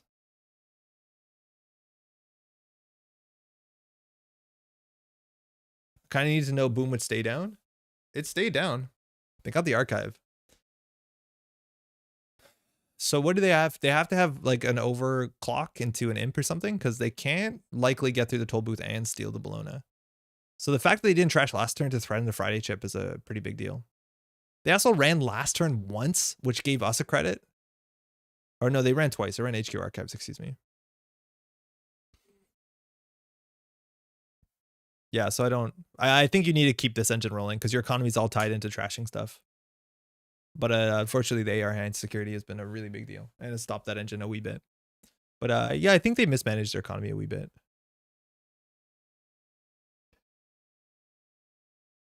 Oh, that's good. Moshing. I've had a worse first. CTM is Earthrise Imp daily cast. Yo, Paul, how's it going? Tier subscription value? Yeah, it's kind of working. Not this one. Oh, they actually clicked for credit last turn too. That's wild. They clicked for credit. We got CPC generated. CPC generator triggered once. That is incredible. Consulting visit coming off the top. Ooh, is coming up there, forcing the Edward Kim tag. We don't have access to Boom. We will never because there's one archive, one Boom is in there. We're running back here. They can't steal Bologna. It looks like we have it. You have the wrong type of deck for the matchup. They have a perfect deck for this matchup. Us scoring the AR enhanced security does make Edward Kim awkward, but you just, you run archives first if you really are worried about it. But you generally want to trash multiple things a turn. So you just eat that, trash, and then clear you do trash 2 things, you clear something or you worry about consume. No, I think they have a really well-suited deck. Runner 114 credits. Oof. I think your deck is really well suited for the matchup. Single AR is brutal. That's for sure. You just gotta trash 2 things a turn. Clear the tag. And use consume between. Oh, hey Ritsuka, how's it going? Oh, perfect. Yeah. No, I think you're like largely playing it. Playing it right. Obviously, there was that big swing with the Hard Hitting News that slowed you down. Really well suited. Yeah. Obviously the AR is huge. We got that 1 score on the table, which is a big thing. But the fact is, like, your deck is really well suited to it. You have a really strong economy. You actually gain money from trashing our stuff, which is really where you want to be. You can deal with our pop-up windows with chisels. You're spooning our toll booth. Like, soon we will have nothing. We're also not going to be scoring out anytime quickly, right? Trashing the agendas is also a huge deal. Like, we can't score a Bologna when we have a credit differential. Like, you have so much going for yourself. Now, the thing that you have to do is you have to trash our money. Like you let our money cards go for a long time. That's the only economy we have in the deck besides pop-up window and special offer. And you just have to make sure that you don't dip too low. Like you can float a single tag. We have no punishment for a single tag. Now you did not maybe know that. We also have to double advance everything behind ice. So you know when you have to and when you don't have to run. But again, that's only if you know the deck list. But if you just trash two things, clear the tag, float a tag, fine, whatever. And then like just hit consume every other turn, like you're fine. I never saw Demolisher. I don't even know if Demolisher is what you want in this matchup. Like, it's fine. But, like, a lot of times you want to trash these things for free. I guess it gives you credit. I'm not a big Demolisher fan, though. My econ started me knowing your deck was so much in my favor. Oh, my God. It was brutal. It was really, really painful. The other weird thing about the Spark deck is that there's not much you can do about a runner that just remote locks. Yeah, no, there's not really. Well, the idea is that if they remote lock, right, like, you get the credit differential. But I'm a bit doubtful about that. Let's try one more. Oh, it's 10 o'clock. Yeah, we'll do one more. And then we got to talk about the new card. We'll do one more. Because there's a new spoiler. We got the Weyland agenda. Corp. Makes all your assets cost one, which would be big. It's okay. I just like the amount of value Demolisher gives you compared to other consoles, just to give you in raw economy is not fantastic. Like, I don't know. I'm just a bigger fan of cards like Keiko. Keiko just gives you more money throughout the game and doesn't require you to do a certain thing. Sure, saving the 1 credit, gaining the 1 credit back is good, but if you're imping all my stuff anyways, like, not a big deal. Yeah, with this deck maybe, but like, I don't know. I feel like you get enough value out of consume. I was wondering what your MU is, because yeah, you're right. We didn't see all of it. Yeah, maybe it's okay, but I'd rather just play Keiko and setup, I think. Also, please go update the songs I posted on the subreddit, Reddit. Vincent, is that your post is? Because I know somebody posted something about, I just saw it today when I was checking into it about like an inspired album or something. Is this it? Demolisher seems legit in this matchup, but Demolisher would have made things even more miserable. I've been sitting on this for a while now because I originally planned on recording VO for an audiobook I began writing, but I never got around to finishing it, so I'm releasing it now to sort of get off my chest. The idea was going to be released this as a 5 to 6 part story. Here's a link to the Bandcamp. What is it?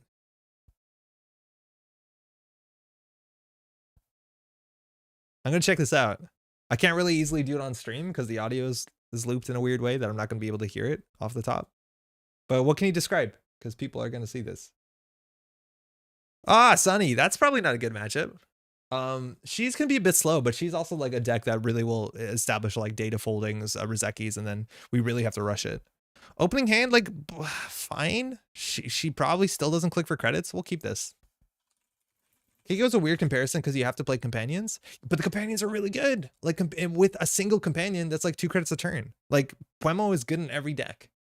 Every deck. There's like very few decks that Puemo isn't good in.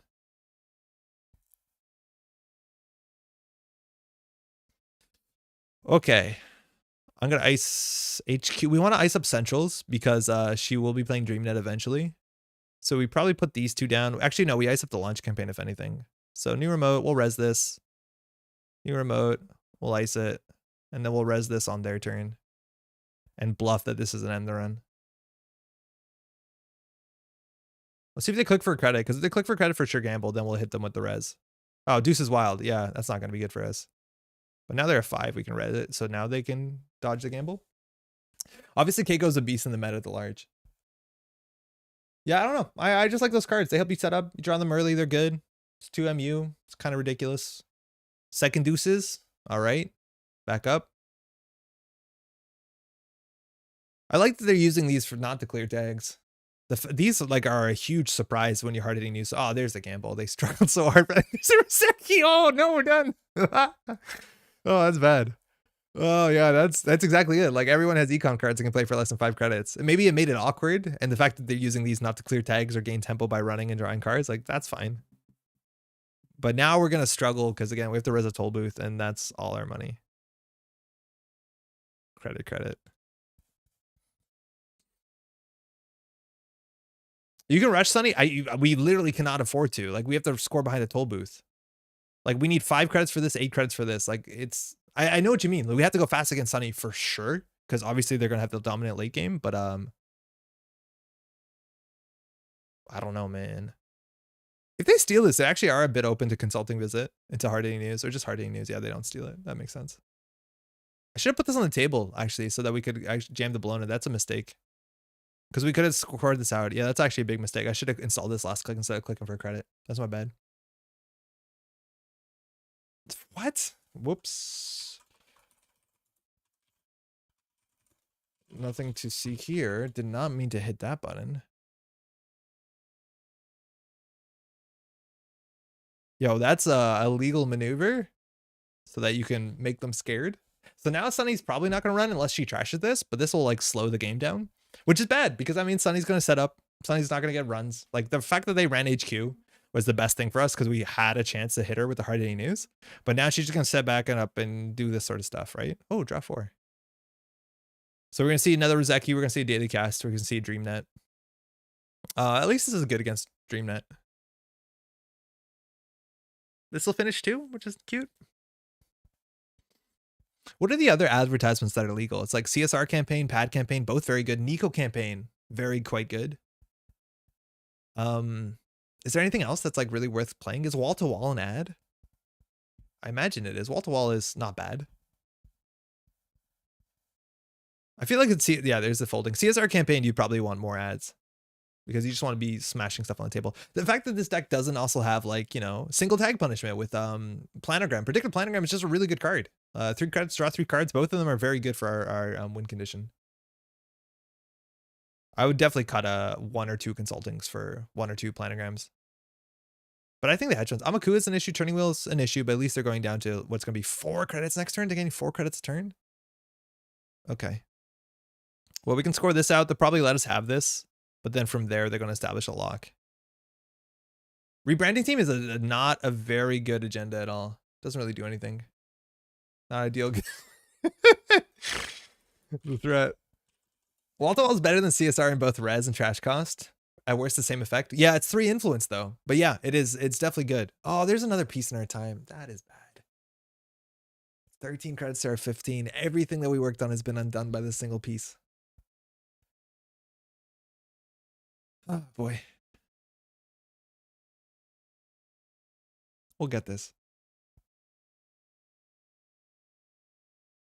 Again, 4 credits a turn.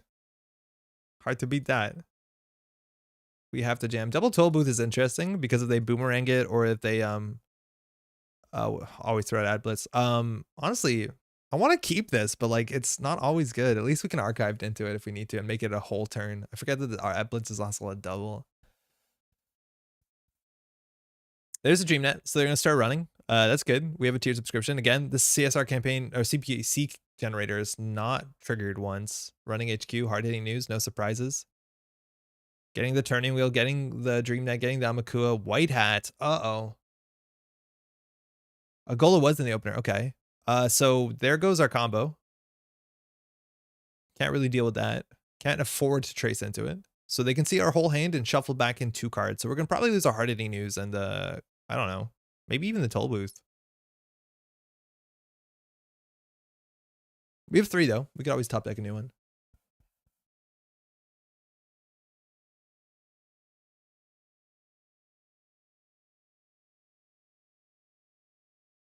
Yeah, Ritsuka, I know you're watching. I feel like it's a game where you could pretty it'd be pretty interesting to go through the replay. And like, cause there's a lot of turning points in that game. That game had a very interesting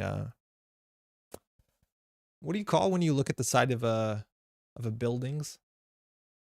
What is that called? When you look at, you know, you can see the skyline. There's a word for it. Like topology kind of. So what do we lose? Toll booth and yeah, and hard hitting. Okay.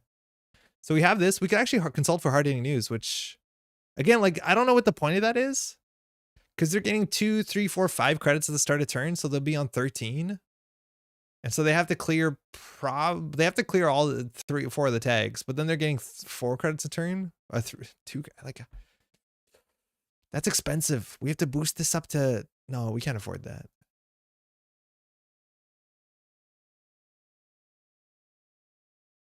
Are they gonna run? Yeah, we might want to pre-res this. This is interesting because it stops DreamNet. Do we pre-res this? Because there's a chance that if we don't pre-res it, we get the special offer. So I think we're gonna get advertisement tax no matter what. There's a chance we pre-res and we get both, but like, I don't know. I don't want to spend 1. I'd rather gain one. Pad tap. Issue. Now if they run, oh my god, they could click for a credit to gain 2 credits. That's incredible. That's incredible. Our CPC generator. Okay. There's a launch campaign. They gain a credit in the card. Like I really don't think we have legs here. Like we basically have to jam behind the toll booth. It's a shame that we well, we need drawn agenda. I don't think there's a shame yet because they're not showing breakers besides an Amaku at 1, and I'm scared of a boomerang, honestly. Even like a what's it called? A security chip is going to be a bit of a surprise. But they're interacting with us, which is good. HQ run, consulting visit, nothing trashable. They're getting turning wheel and Amakua. We need a top deck of Bologna.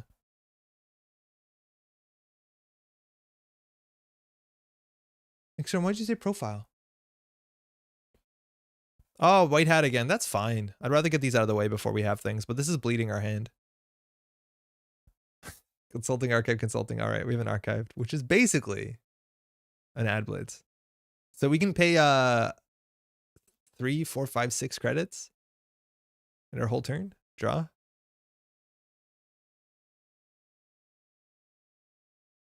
I feel like we have to deal with this pad tap.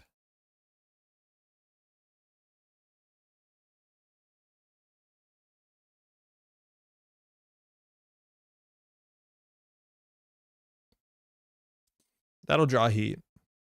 But they're going to be running anyways. I don't want to get them to have money off the Tears of Pierce. And I still don't think they want to click for credit. But it's really funny they can click for 2 credits with a CPC generator the first time a turn. Sunny's been a massive pain for me recently. Giles, what are you playing? You got to go fast. There's the Nexus. Okay, now we're like really in it. Deep in it. Because now our toll booth is useless. Heck, they can even trace our special offers. Like, we need to hit them with a Mumbed Virtual Tour, which is fine. Overclock into R&D. I'm gonna res the Crisium. They're probably gonna trash it anyways, honestly, with this the security nexus. If we res it, it denies them a dream net. Yeah, fine. Nexus finally actually turned data folding on. Oh, it's been off the whole time. Oh, you're totally right. Yeah, I wonder if they misplayed that. We haven't realized that. Oh, building from the side, profile. Yes, you're totally right. I think it is profile. Okay, so they took it down. That's fine. They get a turning wheel counter because it doesn't care about successful run, but DreamNet cares about successful run. Amakua, they trash the card, so that's another thing going for us. Checking archives. That's going to get the DreamNet trigger, so it's not too bad. Doesn't get Amakua. Whoa, I think we actually do that. We'll draw once.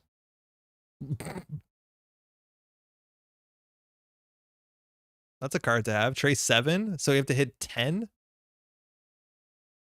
All right, well, not likely that we're going to walk away from this. But hey, if we hard-hitting use them, it's slightly more likely that they'll be clicking for credits at some point. But trace 11. We overdid it, right? Oh, I think we overdid this.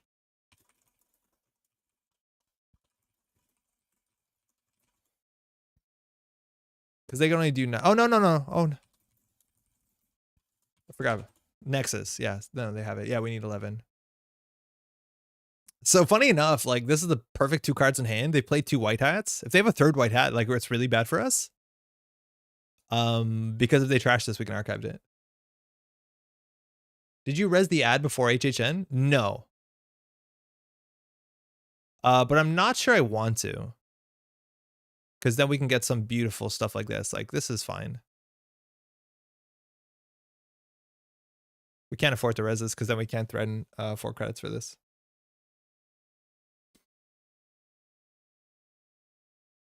They're floating tags? Or are they just going to play like a consult? Oh, they have it? Are you kidding me? They had the 3rd white hat? Fucking hell. At least we can try trash their board. Excuse my language. Oh boy. That was nice. Shuffle their hand. Sees a new card. We could have boosted that one. We could have boosted, but we wouldn't have enough money for the thing. Yeah, dude up. We wouldn't have had enough money to kill. Yeah, I think they're holding a Citadel or something, but it looks like not. They're just gonna get rid of this turning wheel. I think we'll trash some of these. Late for stream playing NBA. Yo, John, how's it going? Yeah, we're playing the Decklist of the week right now. Well, we're gonna go to talk about the new card in once this game is over. I feel like we might be a bit pinned here, but we are trading blows. Fun enough. They're always holding the Citadel. I would be so not surprised if they're holding the Citadel. I can't believe 3 white hats. They had it. Unseen, unseen. If they hit like what's it called right now? The education one. It'd be actually interesting for them because they could, yeah, there you go. They're shuffling back cards that we'd trash anyway. So they can shuffle back a turning wheel and dream net. It looks like they hit the re-educate. What's it called? Degree mill? Hope you're well. I am, thank you. I appreciate it. I'm actually quite well. Excited for Elden Ring tomorrow. I thought we were gonna play against a runner with strong economy. This is ridiculous. This describes some deck building to a T. So they still did the Dream Mill. They shuffled back into DreamNet and data folding. We're still gonna probably. Oh, that's a tease. That's a tease. Don't do me like this. Okay. We need to trash this. They probably have one more in the list, but we can't have them. Now we can't res the toll booth, but it's fine. If they trash this for 3, if they don't, we can get them anyways. If they like don't run and do something silly, we can advance this. We can click it, and then we can hard-hitting news. But now they just remove tags. At least now we have the credit lead, and I put that in the remote server. Yeah, don't regret it. New remote. Advance. Res. Do we advance this once more? Because we can manufacture a hard-hitting news here. We can't. If we advance this once more, that's actually quite expensive. I think we're just going to gain a credit. Because they have to run for the hard-hitting news, but if they don't run, we could advance this and take all of their money away and then jam, hopefully, behind the toll booth. The issue is like we're making no money. We need them to run because we have 2-tiered subscriptions. Maybe they'll click for CPC, but I don't think they will. Maybe now they will. CPC is triggered, I think, once so far. Again, a lot of people don't click for credits, or you shouldn't be. Like, you know, really bad part of town if you're clicking for credits. Just remember my percolator is still half full from this morning. How old is it? Coffee gets really bad really quickly. It becomes acidic. What did they do? Office supplies. You're meant to be clicking for credits. What are you doing? We can res a toll booth. It's a 2-credit swing. It is. Well, kind of. That's good that we got our money. I'm going to res the toll booth now. I forgot that we'll get the 2 credits so we can res this. This will hit him for 3. They could consider tracing through this. That costs them 2 more credits. They can still trash this. Yeah, that's really bad. They don't have Bologna credits. I don't know why they're accessing here. It doesn't look like Bologna. They have to trash that. All right. 1-to-1. Click for a credit. Would have been nice to have some reverse accounts in this deck to keep the running economy. Hell, we do. We do. There you go. There's the nice fill art. Is it bad that I regularly have day-old coffee? I'm not like a coffee snob, but I've been told that you really should not drink old coffee. It just breaks down and gets acidic. Obviously the taste is different. Can't even score this. We could do credit, hard-hitting news, right? No, we can't even because they have 1, 2, 3, 4 credits. No, we literally can't. We'll draw. We should be clicking for credits. Server 4 credit. Scoring this is obviously good because if we don't score this or the AR enhanced security, like we have to score 3 agendas, which is a nightmare. 3 5-3s, mind you. Pad tap. Now click for 2 credits. Go. Coffee oxidizing is a problem. Is that it? But yeah, I've been told like make coffee, drink it immediately. That's the play classically. Coffee doesn't last very long around here though. I've very much embraced coffee. Only 3 hours should be fine. Like you're not gonna be sick, but technically pushes up glasses by the bridge of the nose. Coffee rusts today, I learned. Ah, they did it! They clicked for 2 credits. Oh, that's so busted. The best card in their deck, in their deck is also CPC generator. We can't afford to trash this. Good coffee tastes good long. That's totally right. I'm actually on the good coffee now. I'm on this a coffee was a Christmas present from my partner's mother. It's I don't know if it's like good coffee but it's coffee that's associated. It's from the East Coast of Canada. And it's associated to dog shelters. It's dog coffee, which is not a very compelling or sexy title. But yeah, the money goes to like helping dog shelters in the East Coast. It's good coffee as far as I can tell. But again, I don't know coffee. It makes me high. Caffeine high. I don't know what to do. Do we score? I guess we scored this out, but then we're not doing anything. We're basically saying do whatever you want. Draw once. I don't think we needed to score this out now.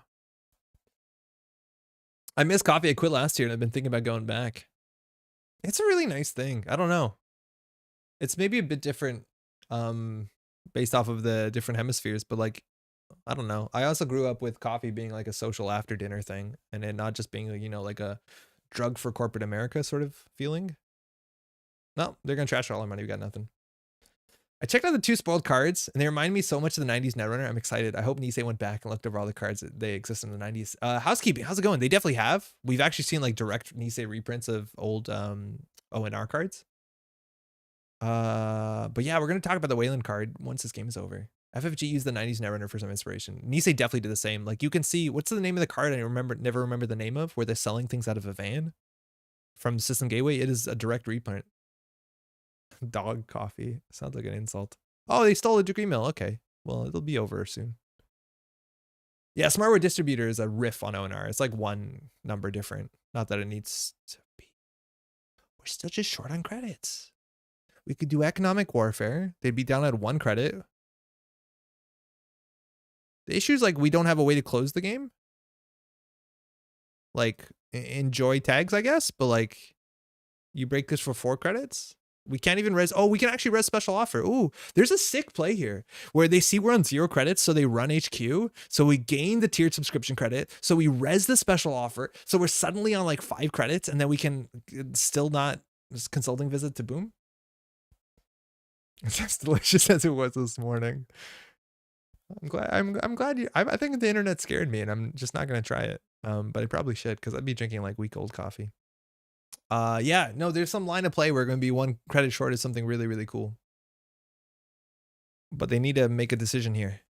4 tags, 3 credits, 4 clicks. If they run, we're on 1. We can res this. We'll be on 5. They'll be down on 2. But we want to be on 6 unless we top deck the Boom like absolute heroes. The sickest part that they play you described is when they click and gave us CPC money. Every credit counts. Do I have to post links to James Hoffman videos to stop the desecration of coffee? Macaroni, who's James Hoffman and who's desecrating what? They break with Amakua? Oh, you're totally right. They break with Amakua. Oh, no. 1 tag. I guess we lose. They found our weakness. A single tag. It's looking bad out here. He's YouTube's leading coffee snob. Is he like there's different kinds of snobbery. There's like, you know, I don't know enough about Fantano to say Fantano snobbery, but Fantano seems like he wants people to be in on it and he's not like shitting on people. But, or is it coffee snobbery like, I hate Starbucks. If you enjoy Starbucks, you're a stupid person. This is where consulting for exchange of information would definitely have exactly, yeah. I think exchange of information makes a fair bit of sense considering the 1-pointers, but we'd probably want to run more 1-pointers than this. I think we have to purge. Ugh, I don't like purging with R&D open. Oh, that's good.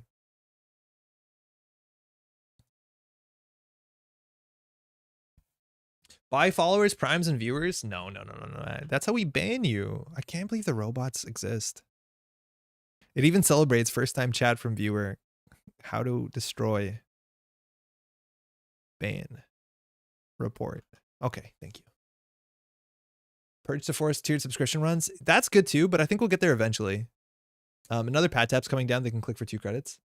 He was a world barista champion and coffee roaster. He just knows a lot. He's very informative and considerate for those who aren't as deep in the shit as he is. But yes, personally, he's a complete snob. Okay. CPC generator, you absolute traitor. Absolutely traitor of a card. We have to believe in ourselves. So we're out. We're out 2 Harding Newses. We're on the last Harding News. They still have 17 cards in their stack. We haven't seen the last Rizeki, 2 Dream Nets. The bots will always find you. There's so many more people watching Elden Ring, bots. Why don't you? Okay, this is okay. All right. Credit swing. We talked about how special offer can represent a credit swing. That might be a surprise. Again, they can just security nexus this, another issue. Okay, now I've angered the bots and they're sending reinforcements. How do I... What is that Edward Kim line? That about Twitch bots, but less hateful. Do I spend 13 credits? I don't think so.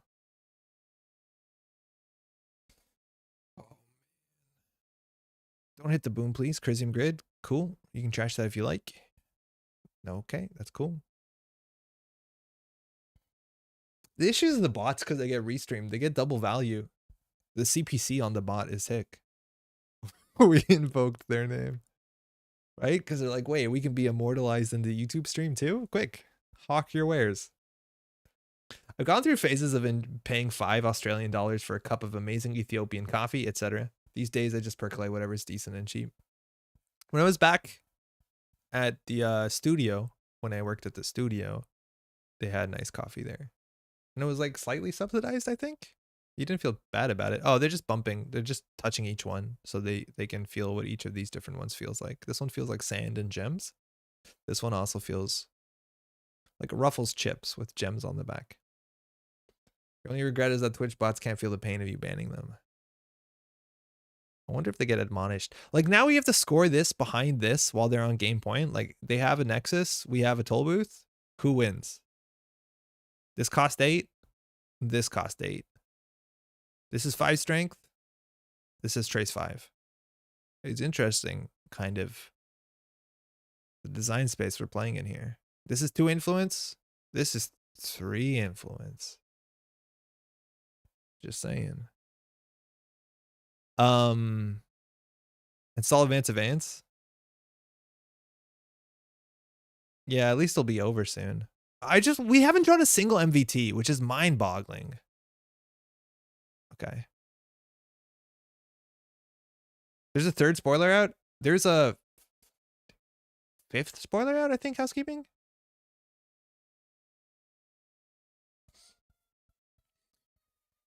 When you put another toll booth down, you can reevaluate that. Yeah, and this again, like, okay, this is good. This is why we do these sort of things. So they do the trace on encounter before the toll booth on encounter, so they actually don't, you know, they don't lose the 3 credits, but they're still going to pay 2 credits. They'll get 1 credit back here of the successful run. We'll res this mid-turn, a bit dodgy.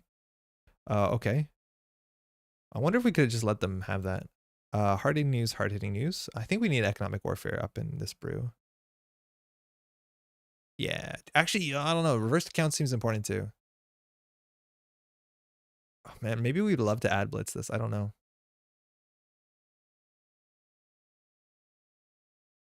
They're gonna run HQ now, which is a problem. DreamNet draws a card. Again, we got 2 credits off the exchange. Maybe we should have let them trash this for 2 credits. Maybe that would be interesting. They don't get an Amaku counter. I'm a big McDonald's coffee kind of person. It's like $8 for a big 850 gram tin. I know my dad really liked Tim Hortons coffee. He still does probably. But like, I don't think he's bought its composite parts. I think he just gets it from the window on the side of the restaurant.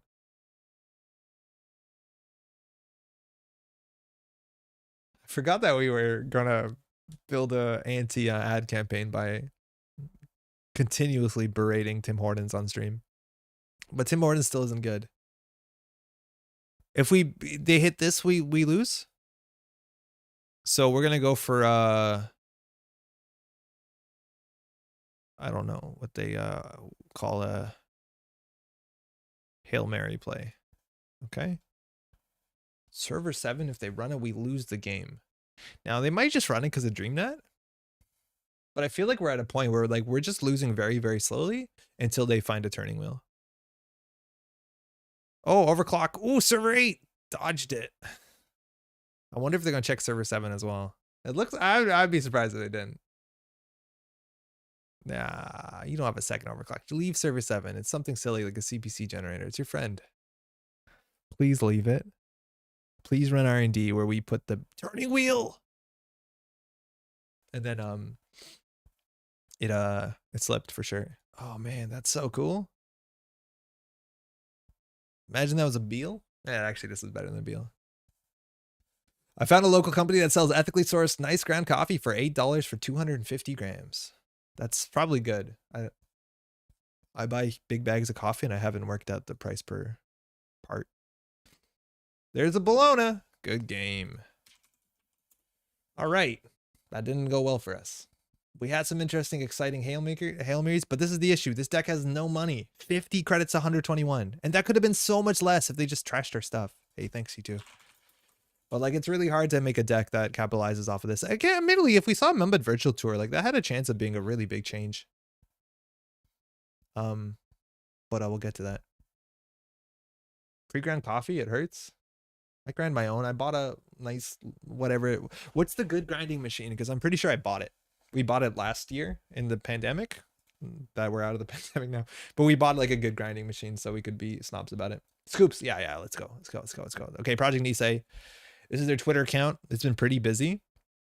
I can't log in or sign up. First thing, BCom is happening. It's an event in Barcelona. I think Bar is involved with this. I know that you can win these daily quests if you follow.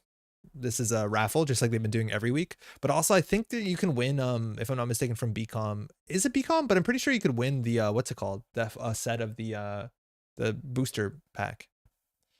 Anywho, going on, let's look at a card. This is the Weyland card. It's called Azef Protocol. It is a Weyland agenda. It's a bit subtle when you have full art, but there's a W there in the bottom. And it's a 3/2, which is obviously a premium. We've seen that printed on a lot of very good cards. It's a security subtype, rarely matters.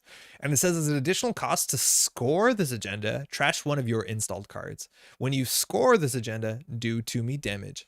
Argus Security is always willing to send agents over to assist with radical asset reassignment. Radical asset reassignment is a fun term. So a couple things really important. Firstly,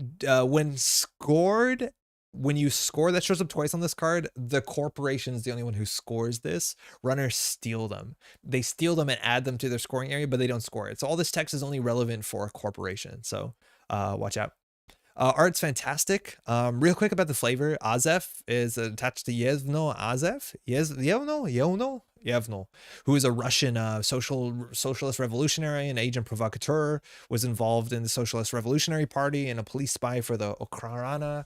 I'm not too sure about this. I haven't read through anything. I control F boat, fire, oil. Nothing showed up, but it seems to be a reference to this person who was born in I think Norway, Belarus. Anywho, in terms of a card theme, fantastic. The fact that, yeah, Weyland now has access to 7 3/2 agendas is pretty intimidating. We've already seen some fast advance support from the new card suite. The yellow agenda, upgrade is very, very quite good.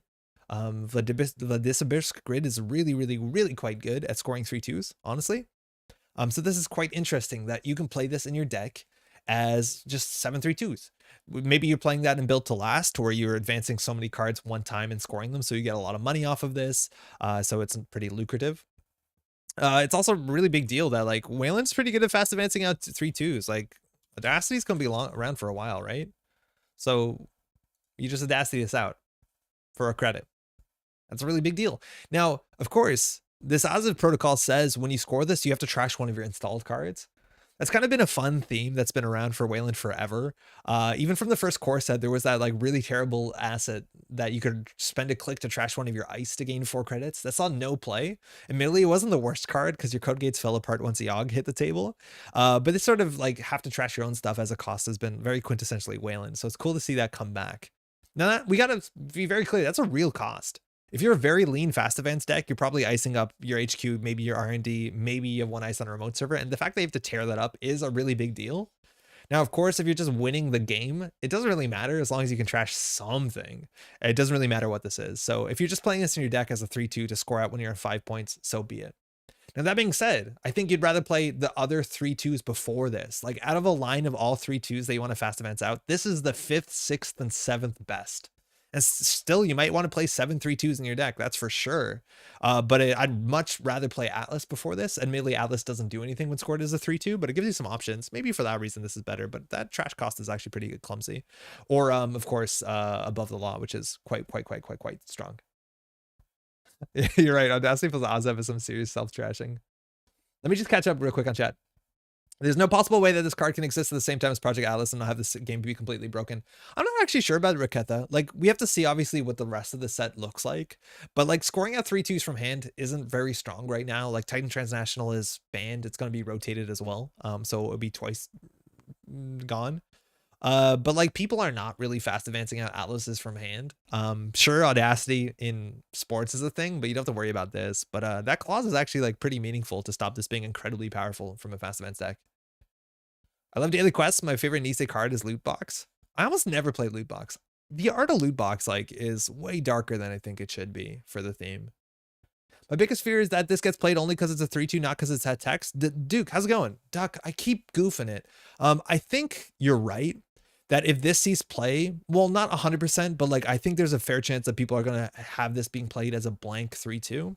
You have to trash something. It does 2 meat damage. That stuff doesn't seem incredibly important if you're just trying to score it for the win. But we'll talk about it in a second, that there are ways to make this actually be meaningful that is kind of interesting. Them men must have had to do the rock eyebrow for a while since cameras had such long exposure back then. Oh, this guy, Azef? He was never very sure about journalists. That took a bad turn. Turn X, install Azef. Turn X +1, Spin Doctor. Seamless the Azef. Resin trash the Spin Doctor. 2 meat damage, get 2 cards, put in R&D. That's solid tempo. It doesn't work like that though, Macaroni. Trash the Spin Doctor. So Spin Doctor on it, this actually came up before. Someone was asking this. It was in the Montreal like Slack. But Spin Doctor, you have to remove this from the game to shuffle 2 cards from archives. So if you're suggesting that you can trash the Spin Doctor with Azef and get both the Azef ability and Spin Doctor ability, it doesn't work like that. Currently, there are very few cards in Netrunner that say when trashed, do something else beneficial. I don't know whether we're going to get those. So when you're trashing a card, that's all you're doing is trashing a card. If you're trashing a card that has a trash ability on it, like advanced assembly lines, you can't double up on them. It's not like you're going to trash advanced assembly lines with Azef and also install a non-agenda card, because that's a cost. So you can't play this cost if this card was trashed by Azef. I might be misunderstanding you, but you have to watch out because I've seen that come up before. You can't double down on something like that. It seems pretty fair for a 3-2. Yeah, it's not that bad. It's cool with Neurospike. Yeah, Neurospike's the most interesting part of this, I think. If Azef was a double agent, the naming is probably a case of what would Weyland do if they have turncoats in their ranks. Yeah, I don't know what the story is here, but like there's some sort of speeder here at the front. It looks like an oil tanker, which is very much on fire, and then somebody walking away. What makes it dark? I mean color-wise, just the color. I see some sort of acid spam in a 3-2 FA deck. Just trash Maryland with 2 cards left. Trashing Maryland is one of the few cards. That's exactly it. It's a card that actually references when trash do something, as opposed to trash can as cost to do something. So you can trash a Maryland campaign and it will shuffle because that is an interrupt. It's not like a trash can to do an ability. So that is a good example of something that does technically work with Azef. Azef can't trash itself? No. No, it can't. Clearinghouse into Azef could be deadly. It's unlikely and convoluted because we haven't even talked about this, okay? So to score this out as a 3-2, you have to trash one of your cards. I think that's a legitimate cost. It makes it harder to play this than just a rush 3-2 deck that wants to score out cards because they install as few cards as possible. Now, you can always trash cards once they become less relevant. Maybe you're playing in startup and then somebody plays like a Buzzsaw and now your code gates are looking a bit shit. Or you played bad cards in your deck and this is your panic button. Like, oh, that's why I put a Diviner in there, right? Like you can get away with that, which is cool. Diviner's not the worst, but I got to dunk on something. Now this 2 meat damage clause is like really weird. This sort of like incidental damage, just be like, oh, I'm going to take 2 cards out of your hand so you don't have them. And then you have to spend more cards drawing. Those sort of effects saw very little play in this game classically. And we've actually seen Weyland 3-2 or 4-2 agendas more accurately that do just like, you know, meat damage on the side. Does anybody know the name of this card? What's the name of the 4-2 that does meat damage from Weyland? I don't actually know the name of the card. It's because I've seen it so little. Type, agenda, side, faction, Weyland. Text, meat. Rotation, yes. Show of force? Technically show of force, yeah. But I was thinking the Weyland one. You're right, show of force is neutral. I guess we could remove the Weyland Cursorium. Okay, Armed Intimidation is technically more interesting. Broad Daylight, there you go. When you score Broad Daylight, you may take a bad publicity, put 1 agenda counter for each bad publicity you have, so you could get a bunch of these, and they do a click for 2 meat damage, so a click is more awkward, but you can also time it, so you can use it where it could be lethal. This sees very little to no play. Crisis Management, no, never. Mining doesn't make a lot of sense. Yeah, I think it's the one I was thinking of as Broad Daylight, but also Paper Tripping. I'm just going to remove this because you'll see there's a neutral one as well. Paper Trail or something. Show of Force, excuse me. So this card saw some play, but the only deck that this saw a lot of play in, if a lot maybe is not the right word, is in Personal Evolution, where scoring this inherently does 2 meat damage and 1 net damage, and that actually can be quite scary. Show of Force is the only one of these I can think of that I saw play. Yeah, exactly. And that was exactly power combo related. Pop quiz: if Azef Protocol is scored out of a server with Malapert Data Vault, can you sacrifice the Data Vault to Azef and still get the card tutor? No, I don't think so. Because as an additional cost to score, you have to trash, and then the card isn't trashed when this is scored ability is rezzed. So I would say almost definitely no. But we'll get to Malapert because that's strong. How many paper cuts equates to 2 meat damage? It's a lot. 3 dozen? 4 dozen? Show of Force was used when brain rewiring was still legal. Yeah, that's actually a really good point. It was a very, very powerful card at that point. But the idea is like this sort of like, I'm going to do 2 meat damage to you as a jokes for lulz hasn't really showed up to be very meaningful. So you want to ideally do something more meaningful than just like punch them for 2 damage. Not that you wouldn't take it like as a 3-2, that's fine. Trashing a card is a cost. But there's some ways to actually make this relevant. I'm struggling to think about any of them. I think there's only 2 that really come to mind. One is that Urban Renewal card. So Urban Renewal triggers at the start of your turn. When there are no power counters on it, you do 4 meat damage. And then if you can fast advance this from hand, that's 2 more meat damage. So that is 6 meat damage. That'll kill most runners.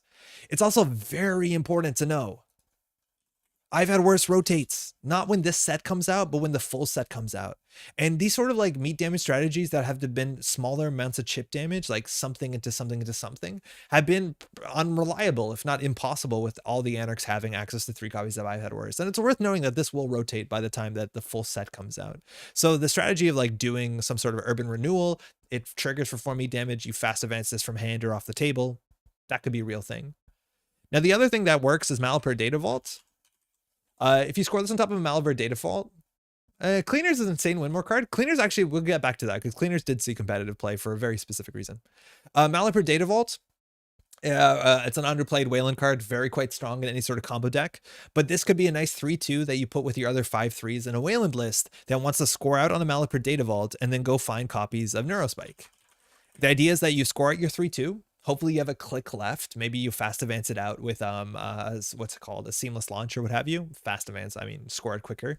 And then you can Neurospike. So this will do 4 damage if you can do a 3-2 into Neurospike. If you have double Neurospike, that's 6 damage. And again, that will likely be lethal. And that Weyland deck that plays those agendas is fine on its own. There's also a chance like you can weave in something wacky where if you can fast advance this or have it on a table, you do punitive if this is still around and to score into something like that. So yeah, I have some options here. I think it's actually pretty worthwhile when if the runner meta resolves around key cards sitting in hand like Apocalypse or Deep Dive or Labor Rights. To some extent, yes, but like I feel like in a lot of those decks, you're better off trying to just win the game or have more active damage on central servers, or like you can play Salem's. There's a lot of other ways, but you're right, it's not the worst. I just don't know if like that's something that you're putting into your deck to score this when they have it in hand and hope they hit it. Like you're asking for a lot. I think this will keep runners more honest than dipping too low on cards at various parts of the game. Yeah, that's always the thing. If they have less cards in hand for some reason, because you're just playing Snare in their deck and they've hit it at a weird time and they've hit the Snare into Prysac, like sometimes you can just win out of hand if you have a Biotic Labor or what have you. Cleaners came up, and Cleaners actually did see play classically in an era where Weyland was a very uncompetitive deck, but people would play Cleaners and score Cleaners just so that they could do double Scorched Earth to do 10 damage, which if I'm not mistaken, because Scorched Earth said if they have a tag, do 4 damage, right?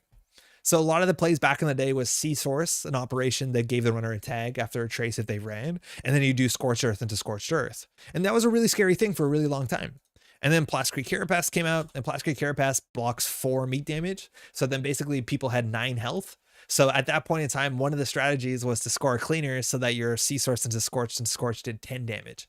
So Cleaners actually did see competitive play on the reason alone. It's not a win more card, it's actually a stop losing card because they played Plastic, which is interesting.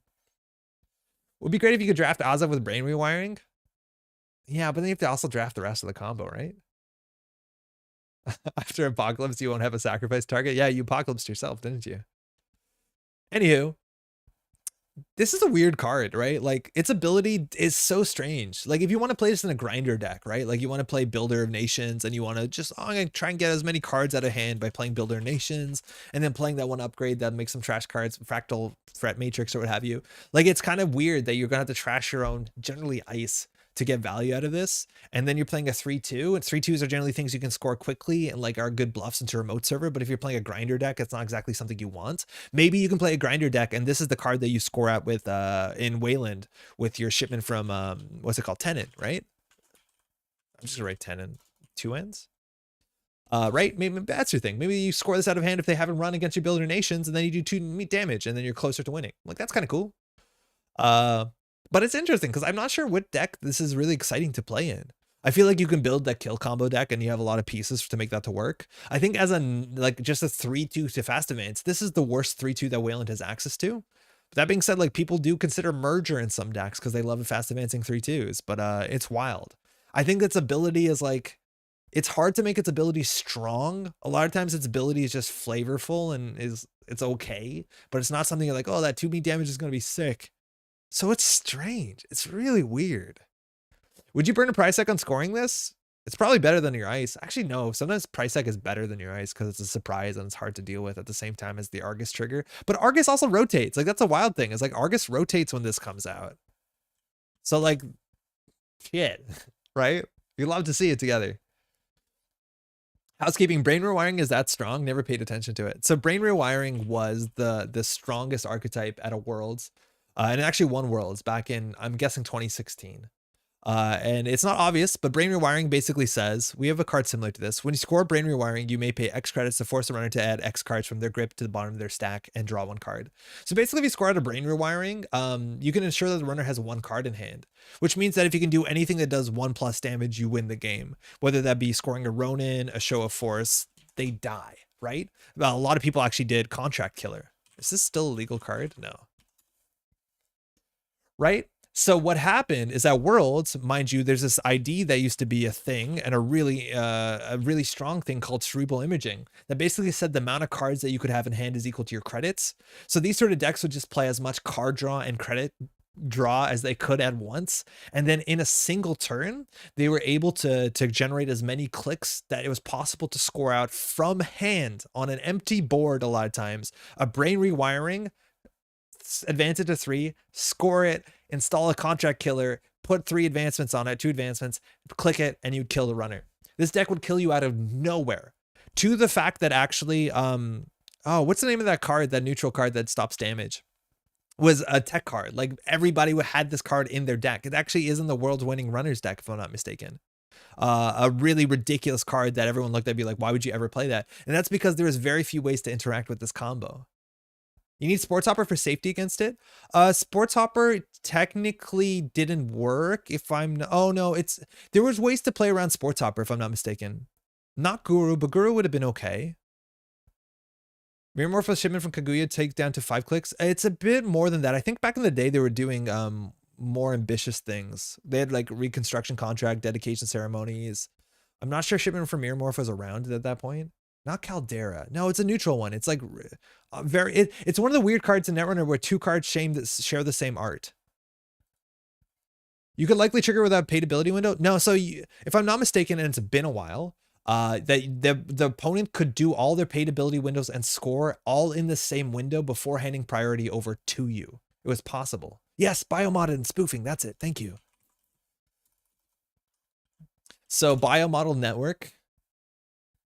Prevent all but 1 net damage. I don't think this is the one that saw play. But biometric spoofing? Is this it? Prevent 2 damage. 2 cards, the same art, very similar thing. All both showed up in Terminal Directive. Oh no, they didn't. They showed up in slightly over. But this card actually saw play because it was a neutral, no influence way to prevent damage at instant speed. So this actually saw play, and I believe this is in the World's Winning Runner deck of that year, if I'm not mistaken. People just had to play this because they had no good way to deal with this brain rewiring combo that could just score out from hand on turn 4, turn 5. Like, it was ridiculously, I wouldn't say it's a healthy meta because the majority of people were playing that CI deck. I guess you could play Mati at the same time, which is fun. Yeah. Spill Muse, the card with copied art is about spoofing. Yeah, it's really funny. And I still to this day do not remember which artist has the correct accreditation. But that is so unfortunate. The quality control around this point in Netrunner was like embarrassing. The card talking about lazy sysops not properly checking their work has the exact same artwork as a card with mentions making a duplicate of yourself to save doing the twice the work. It's really, really, really, really funny. CI was a really bad thing for the game at the end. Yeah, to the end, yes, it's CI. I'm glad CI exists because it like opened up this wild world in Netrunner. A really wild world in Netrunner. I wish it was not incredibly competitively viable. And like, if you just played the whole card pool right now, CI is by far the best thing you can play. It can win on like turn 3 from hand. I've heard that spoofing is the one with the wrong artwork. Interesting. Maybe we can look at their art and see if. Oh, this is the only Juro Wimberly, excuse me, art. That's unfortunate. I mean, see, I just continued to devolve into score 7 points in one turn, and then sports could do it while Moons was still legal because HB was all the fun tools from empty board. Yeah, no, I think CI is really cool to show what the game is possible of allowing you to do. Like, it's fun. It's that sort of like puzzle, like, hey, how to do this Kano thing in Flesh and Blood. Like, can you solve this on some board states? And people would like make posts to be like, I have this in my hand, I have this many credits, this is my deck. How do I win with CI? And it's really cool that it exists. I just obviously wish it wasn't by a mile the dominant deck. I wish it was like an interesting thing that some strong players could play in a field, but maybe had some counterplay. Are they coming out with ice with res abilities so you can trash ice that already did its job? Yeah, technically, but the ice hopefully is still good. But yeah, you could definitely trash something like that. It was very fine card when it came out, and most of the time, it was actually a laughably bad card when it came out. I really liked the card. It makes the idea of ID was a really cool part that made playstyle different. It was great. Then combo happened. Yeah, for sure. A big part of that was also accelerated diagnostics and Jackson Howard and all that. And what's it called? Power shutdown. E-Strike being needed to counter it. Oh man, that was Flesh and Blood. E-Strike is a card in Flesh and Blood, which is really funny. It was the start of this decline. Yeah, I guess so. You would just account siphon people over and over again. You'd be account siphon, same old thing, account siphon. Get your Vama Deva down or whatever you needed.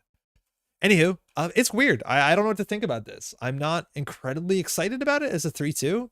I feel like adding a card to Weyland, like Weyland's not particularly strong right now, if you ask me, besides the Gagarin lists. And this is, I guess, playable in the Gagarin list, especially if you can fast advance out from hand, because those decks, some of them run Urban Renewal. Or you can re-Coco this, but those cards rotated too. Like we lose Dedication Ceremony, if I'm not mistaken. It's weird. It's weird. And once Vamp to CI play to 0. And then they just combo out, hopefully, right there and then. Anywho, that's that. That's exciting. Hey, Shijoni, hopefully you're doing well. Regarding the new agenda, are there some assets or ice that would benefit getting trashed? No, I don't think there's any assets that would benefit from getting trashed themselves. There's things like Maryland Campaign, which quote unquote don't mind getting trashed, but I don't think there's anything that like you really want to trash. Did we already talk about Worlds news? Oh no, thank you, huge. Nisei announced an announcement about announcement from Worlds, and it's Panzer, right? It's very much Panzer. Where is it? Oh, what we're doing about Worlds, right? No, we haven't talked about it. Okay. Oh no, Orbital. Excuse me. Back in 2022, play article. We back in February to tell you what the deal is going on with Worlds this year. We'll have a full-throated proper announcement in May. So we're not going to have the full details right now, but they've announced some things that are what they're going, but basically everything is going to come down to May where they're going to really lay it down. But don't worry, there's enough information here. Firstly, Worlds will be the 7th through 9th of October 2022.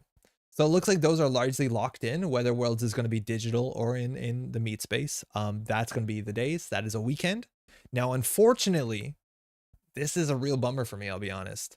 We realize that this is Canadian Thanksgiving and that it's not the greatest for all participants, specifically because they're trying to hold, it's worth knowing, they're trying to hold Worlds in Toronto, which is in Canada, which is on Earth, which is in Canada.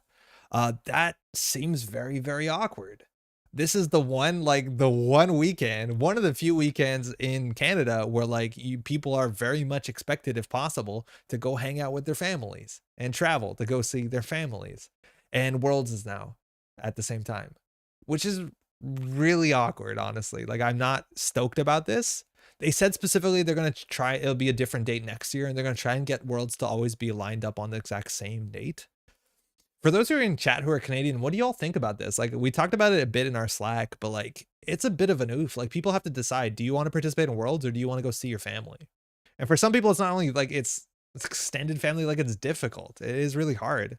On top of that, like the location, and again, they said that they'll be able to sort this out come May or when they know more about what health looks like, and they'll definitely cancel in-person plans if, you know, that seems like a thing that makes sense. They're also going to provide free N95 masks, which is something they've attached to most of their stuff. But they're currently planning an in-person event at the Sheraton Centre Hotel, which is in Toronto. We've been there before for Canadian Nationals, if I'm not mistaken. Wait, no, why were we at the Sheraton? Was it Canadian Nationals? It was Canadian Nationals in like 2018. The same planned venue as the 2020 World Championship. They'll be blocking 100 rooms. And I think a really big part of why they're picking this weekend is that's the only time they can easily get the Sheraton Hall, because no one's booking anything during Thanksgiving for like obvious reasons. Burden says hugely disappointing. Don't think I could justify it to my parents. Yeah, I know. It's like really difficult. I had a chat with my family and it turns out my parents are probably going out of town around that time. Okay. I'm not Canadian, but I think that's messed up if it's going to be in Canada. It's like a really unfortunate time to have it in Canada on top of like a pretty internationally celebrated holiday. Like that's, I don't get it. Like, obviously that's the most affordable thing. And then on top of it, like I have apprehensions, like traveling is going to be expensive. Like try to get a bus in Canada around Thanksgiving. It's really difficult because so many people are traveling. On top of that, like hotels, Airbnb, a lot of times that sucks because people from out of town are coming to visit family. And then so they're taking up Airbnbs or hotels, motels, whatever you want, like B&Bs. Like it's awkward. For sure. So I don't know what that's going to look like. I imagine the Sheraton, like even getting hotels in the rooms in the Sheraton might be difficult. At least the conference hall is going to be open, but to me, it's definitely disappointing. Obviously like there's a lot of work that goes into this and it's probably that's the only time that makes sense. Like there's nothing around it. And I don't want to like short sell the amount of effort that goes into organizing something like this, but like as a Canadian, like, it is kind of difficult. Wasn't the 2020 Worlds also planned to be on Thanksgiving weekend though? It might've been. Maybe it would have been. I'm not actually sure. Yeah, I don't know. Kind of hard. If the event is online, there'll be 2 flights to Swiss, day 1A on the 7th and day 1B on the 8th, day 2 on the 9th for the cut and side events. So that I believe is Friday, Saturday, Sunday, same previous as online Worlds. If it's an in-person event, day 1 will be a team tournament, like our Crown of Lasers from 2019. This tournament is so fun if you've never done it or even spectated it to some extent. Day 2 will be the main event and day 3 will be the cut and a startup tournament. That's really cool. They're holding a startup tournament. It's also worth noting if you're tuning in, Worlds is not an invitational. Anybody can go to Worlds and I'd highly recommend it if it makes sense to you. Even if it's online, participate. It is the most fun. If it's in person, obviously the most fun. It's kind of incredible. Ticket prices are incredibly cheap. Otherwise, $35 US for an online event, and for our in-person price to be 75 USD, which is very, very, very affordable considering everything. Obviously, you have accommodations and stuff like that to worry about but that ticket price is pretty reasonable. It's been a hard few years, and making this no more expensive for all of you than at least we can do show our love, which is really, really quite cool. Looking back, it was originally slated for October 9th to 11th of 2020, which is definitely Thanksgiving time. How did people react to that then? Was I upset back in 2020? I feel like that's come up before though. I feel like Canadian Thanksgiving has like been an issue. I also don't know what happens. Like how hard is it to go to a restaurant? Like if you're in Toronto for Worlds and then like you need to go get food, like is that difficult? Is everything going to be closed? Is everything going to be booked? Like it's just, I don't know. It's not a time of year where I'd be excited to travel. For me, it's not hard, but like for international travel, I don't even know. But it's a weird news. So we're going to hear more about that in May for sure. I mean, when they announced that we were just about to get lockdown worldwide, oh yeah, right, 2020. So maybe everyone's like, yeah, right, we'll see that when it happens. But yeah, it's a bit of a mixed bag for sure. I don't know how to feel about it. Gotta talk. Restaurants are typically open. I believe it, but I think a lot of restaurants are also like booked. But like, do you want to go to like a sandwich shop? Like, is a Subway open, right? Like the little things. They might be closed on the Monday though. Yeah, you're probably right. They're more likely to be closed on Monday than Sunday. Anywho, that's strange. Stay tuned. Again, Worlds in Canada, obviously very excited about that. A lot of work goes into this, but the timing is like definitely awkward. So we'll see. We'll see for sure. Thanks for reminding me about this. I wanted to talk about this, or at least let people know, because that's cool. In-person worlds is cool. Okay. Are we all sparked out? Because the next thing I wanted to talk about was more Spark, because there's a Spark write-up from Greasy Thumb, and it makes a lot of the changes that I quite like. They have a bit of a slightly different game plan, change their assets up. I like this a fair bit. Y'all want to do Spark? Okay, we'll talk about it real quick. Not getting the message. So Greasy Thumb wrote this up. I've played Spark on and off for a long time, so seeing Diogene's deck of the week gives me opinions. Here's a very brief tested and tweaked deck that illustrates a few of them. It's probably suboptimal in multiple ways, but it's good enough for our purposes. I like that sentence. My objective here is to offer some insight into what you should have focusing. I don't think it's suboptimal. I just, it's a nice tone. Does it have loot box? No, it doesn't. Nah, people don't like loot box. It gives your opponent cards. It's not good. Talking about a pandemic, would a pandemic themed agenda work for Netrunner? We have those. I was trying to think of the name of it, but what's that 4-2 Jinteki one where everyone's dead? I didn't mean it dark like that, but people look quite poorly in the garden. What is it? Viral weaponization. Okay, firstly, let's get this out of the way. I do not think this relates to the pandemic in any direct or actionable way, okay? No. But what I think is that, okay, maybe I've dug myself too deep here and I'm going to get pulled off of YouTube. I do not in any way think that there's a conspiracy about the pandemic. But, viral is going to go too. But in terms of like having a virus, apologies also if this got a bit too dark too fast. Yeah, I think this is the closest that we'd get to for sure. Excuse me if that was like very, very, very bursk and improper, but this is the closest I was thinking about. I was thinking about this card specifically because we were talking about Azef, right?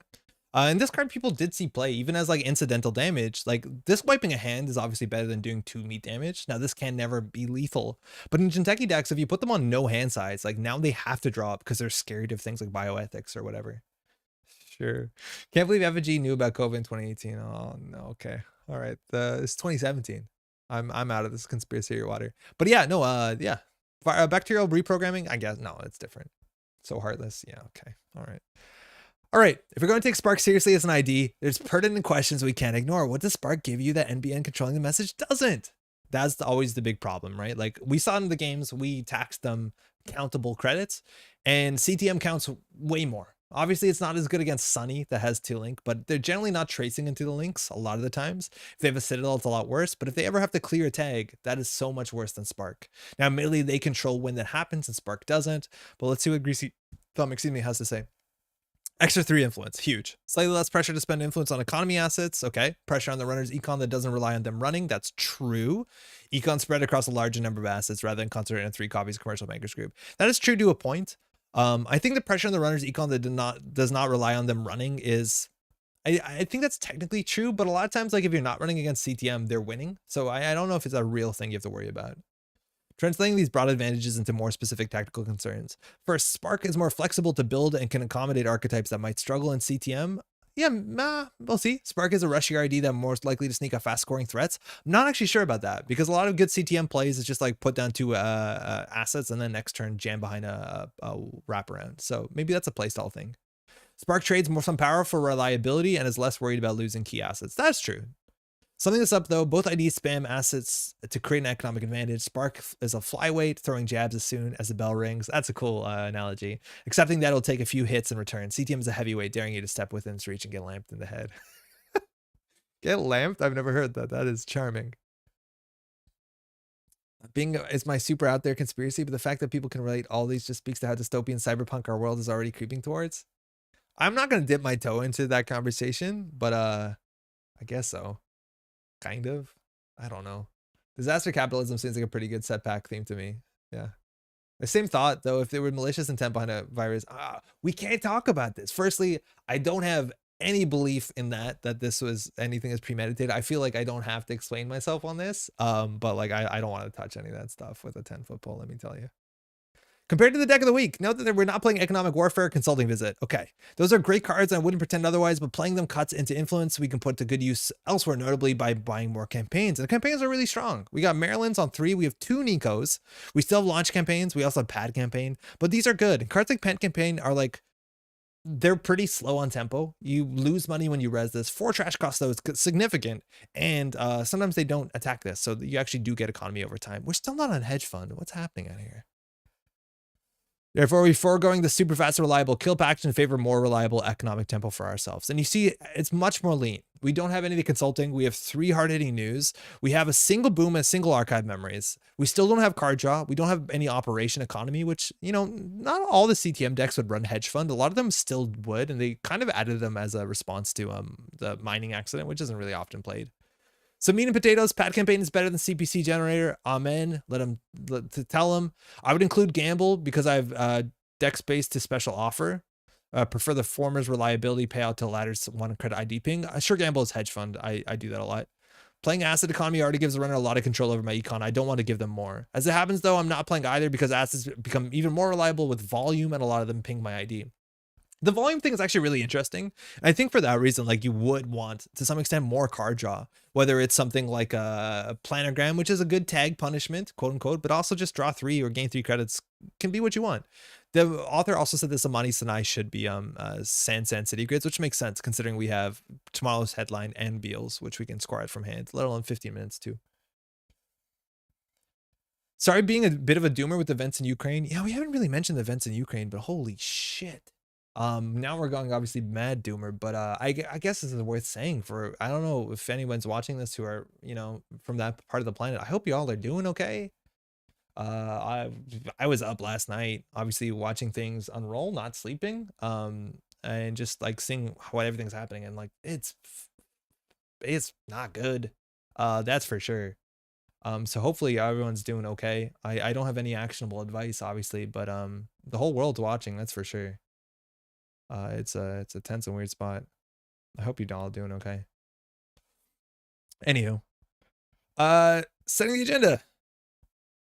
Pinch of spice. I often run threat assessment. I like threat assessment as an idea, but I've cut it here as questionable. Pet card, not bad, but usually not good enough to slot. Public trail is probably better in most cases, especially considering it does duty as mega economic warfare. Public trail is interesting because it is mega economic warfare for sure. If they pay 8, like that's a lot of times better than economic warfare. But the single tag punishment here is we don't have an exchange of information. I still would consider it this deck list more runs less 1-pointers. Our single tag punishment is just the all-seeing eye, which is also a really good part reason why planogram is super important, is that you can have a way to capitalize off of a single tag. The only other thing I want to shout out, why I want to try this for sure, is Divert Power is really cute. It's only 1 influence. For 2 credits, you can unres a bunch of stuff to res a card, reducing its cost by 3. You have a lot of really cheap dereses, whether it's tiered subscription, so you can re-res it for a ping. That's cute. Spin Doctor, you get the cards back. But all these other ones that you're re-resing, it does reset the campaigns themselves, but it does cost money. But then it allows you to res your expensive stuff like your toll booths, your hydras for cheap to free, which is actually quite nice. We're a bit more evened out when it comes to the to the ice. We do have barriers. This is a trace 3. I still kind of appreciate just having an end the run. IP block is good, but if you don't have the credit lead, this never does end the run. It's good against AI. We've seen Amaku in every matchup so far tonight. 3 toll booth is still a lot for me. I would love just to see Enigma, something to score behind early. Funhouse also quite expensive. And again, if our economy doesn't land, it might be a problem, but at least we have more things to put on the table to swing it. And maybe we'll just play the money tonight. I think they said something about it. Whoops, the monies are supposed to be Sans. Okay, cool. And then we have a Hydra, which I'm a big fan of. Honestly, you kind of don't like to res this thing with the divert power because you like it to be a surprise, but I love this ice. I would love maybe again, at least we have a sentry to force a breaker, but this can be pretty mean when it's res, especially when you res it for only 5 credits after refund. That's quite good. All right, let's give it a try. Oh man.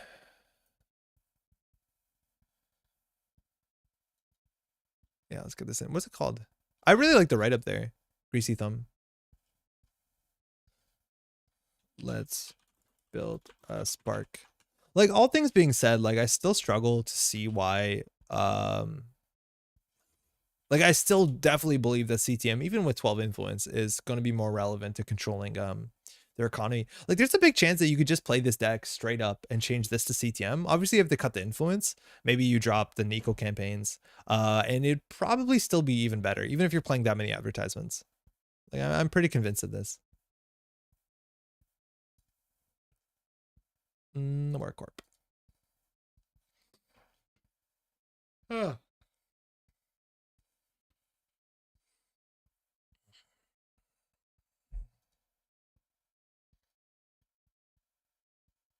So it's Amani. Oh yeah, Amani. Yeah, we should change that. That's a good point. Yeah.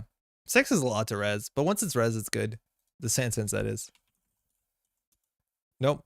I'm interested, like the new Vladiska Burst grid. I wonder if this is the sort of deck that you can play it in. Because it's not bad. Install advanced events if they don't deal with it. Like you score at a 3-2 or a 4-2. And I think we have a fair few 4-2s. Okay. Favorite spoiled card so far? Let's see. Okay, so the Weyland agenda is probably not it. We haven't seen the Anarch or the what have we seen? Wait, we haven't seen the Anarch. We've seen the we've seen the Shaper and Criminal. Whoa, when it got high. Hey. This is our hand in the bottom. Don't love it.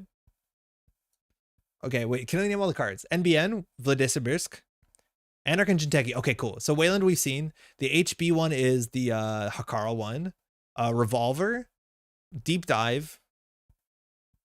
That seems like 5 of 7. I think my favorite is Vladisibirsk. Thanks, you too.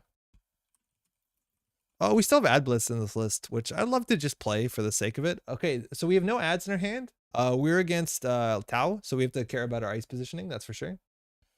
What are y'all? What's everyone's favorite? I think Vladisibirsk is like by far the most interesting, just because it has like the most broadly applicable. Like anybody can play it. I'll start with this. We just want to get an ad down. What? Huh? How?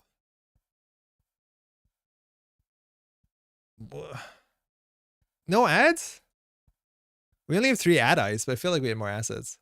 Deep Dive makes me want to play Shaper again. I'm so unexcited for Deep Dive considering it just looks like Hushik 2, but more hard to play than Hushik. More difficult, excuse me. I'll put this on RD. It's probably going to get shifted anyways. We just don't want to ice up servers that we don't think we need ice up so Tau doesn't put our toll booth on archives or whatever. The HB fish is the most interesting to me. Hakarl says Ritsuka as well. Yeah, I've talked about Hakarl when it came up. Did we just get peace in our times again? What is happening today? Hakarl and Spark? I think the gun looks really fun. Like you play it in Shaper. It seems fun. Or in Az. You obviously need simulship support. It seems fun. It's not like it doesn't do anything different than cards before. Like it just feels like a new lady. But obviously for criminal stuff. Was cool. Deep Dive is good, but it doesn't solve the Shaper problem having no ability to shape the game at all. Time.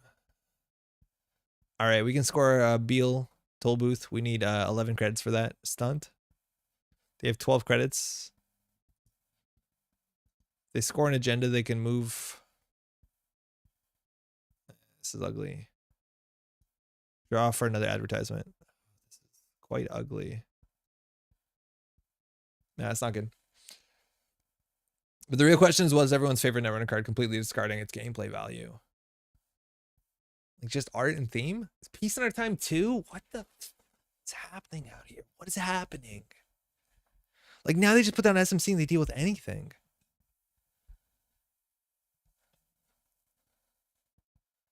What? I liked Origami was really cool. This card number 4. Are they playing on an iPad? Like, can they not drag? I don't know why they're doing that. They probably just can't click and drag. But I think when it says end turn, you're like allowed to choose where to put your card. So pop-up window is actually going to be a huge liability because Tau is going to put a pop-up window on our scoring remote. So as much as possible, I don't know if we install these. Either that or like we don't, oh, is this an apocalypse list? This is an apocalypse list. Oh, that's a problem. Yeah, you're about to get comboed. Yeah, I think we have to score it as fast as possible. You're totally right. We're going to get comboed really hard. We're going to draw first. Obviously, order lull. Oh, shit. Yeah, we're going to get comboed. I see what's happening already. So we have to go as fast as possible. We have very little tricks to interact because they're not interacting. So this is, again, where like CTM would be a bit more superior. We didn't res the Maryland. That's fine. Yeah, I believe... what was I going to say? Where CTM would have more powerful cards on the table, like Daily Business Show, Bankers, Memory Diamond. The theme of the revealed cards have been sea nautical themed, aside from the gun. They've all been basically related to, you know, the area of the new set, which is the Arctic Circle. So yeah. Get ready to hit hard with the news. I don't know if we're gonna be capable. If anything, we might want to double advance this. Cool thing is Ad Blitz can get our pop-up windows back after the apocalypse. This is the perfect anti-apocalypse tech. Beach Party is a really good pick. I respect the hell out of that choice. If we pre-res something, it doesn't really do much. Just give them information. So we want to keep the toll booth on R&D. Tau?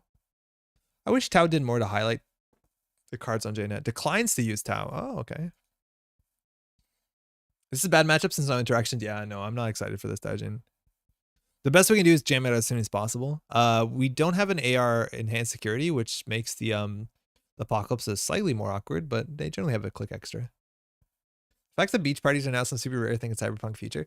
Ixaron, I don't know if you were playing at the time, but there was just something that was so exciting about seeing that pack and the whole cycle and seeing color and people hanging out and having fun, as opposed to, you know, like the core set, which is all, you know, like shiny shit attached to people's head.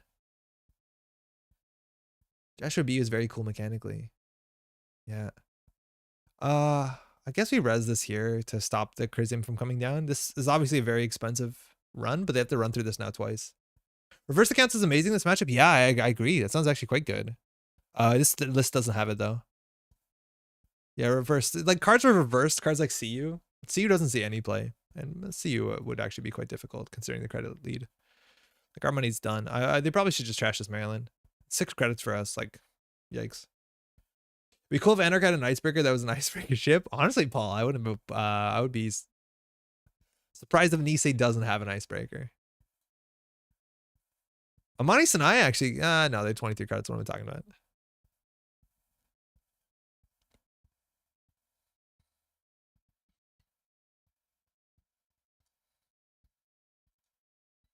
Like, I just don't like the idea of putting all this stuff on the table because the apocalypse is coming. Access to breakers is 1. I wasn't playing at the time, but it'd been my favorite time in Netrunner Arts flavor. Okay. Yeah. No, it's so refreshing to see Breaker Bay and to see color.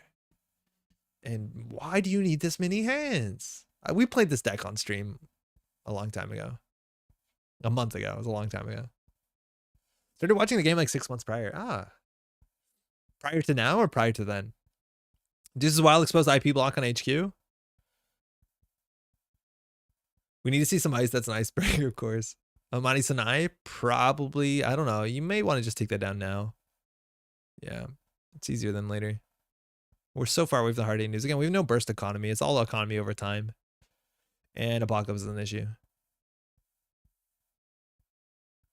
And again, the CTM trace, like we've got 1 credit off of them with Spark. CTM trace is much more relevant. Creative Commission, 13 cards up in their stack. The chance of them having the combo, not having the combo in hand, very low. We might as well res the Maryland. It's free. They lose the credit and it'll get recycled back in. Their hand size is 7 of 7. Got him. Divert power. No, thank you. Like, what are we doing here? Install events of Bologna. We can't score behind Toll Booth. I feel like I don't want to put the pop-up window in R&D because I'm worried about Tau, but I guess we have to. The Alsing Eye is useless with Apocalypse, but I guess so is Divert Power. Fear those masses? No. Is it? Giles, did you just spoil it? Is it a Fear the Masses deck? They exposed HQ Ice. I think you might be right. We've seen no influence besides this MK Ultra. Is it just a Fear the Masses deck? Is this what Shapers become? Ugh. Well, not much we can do about anything. T400s. I remember playing this deck though at Apocalypse, and it just played 1 or 2 T400s so it could hold like, you know, Apocalypse, overclock, 3 breakers, like the Stargate for the turn after. It also held like 3 encores, right? Like that was a big part. What's wrong with FTM Shaper? I always found Akshara Serene compelling. Like the card? Like thinking, like we have nothing. We have no game here. We have no money. What is Fear the Masses? Fear the Masses is a card that you can play 6 of in your deck, and it says when you run HQ, reveal as many copies of Fear the Masses from hand, and for each copy you've revealed +1, they have to trash the top card of R&D. So if you get like 6 runs on our HQ, I don't think it's Fear the Masses considering it's Out of the Ashes. That doesn't work. I don't think it's Fear the Masses. I think Out of the Eye is misdirections. The corp doesn't suspect Fear the Masses. I'm not convinced it's Fear the Masses. But like we got nothing. Divert power seems useless.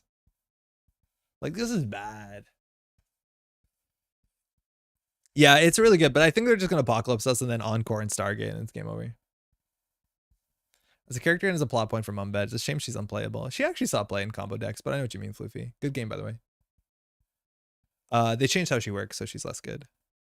Are you actually trashing this? Come on. You know, I'm just gonna shuffle. It's a combo mill. Maybe the Fear the Masses in 1 APOC? Yeah, maybe. They like encore and Fear the Masses to close the game. But as soon as they do that, their hand size is a bit goofed because their Apocalypse hits and Memory Diamonds. So I don't know, maybe. I feel like you're playing 2 APOCs and an MK Ultra. You can't. You just don't have the influence. It's, I think, a 12 influence package. I don't think there's a reason for them to Fear the Masses. I think they're just going to encore, put down Stargate, Equivocation, win. Like, I don't think they have to do anything crazy.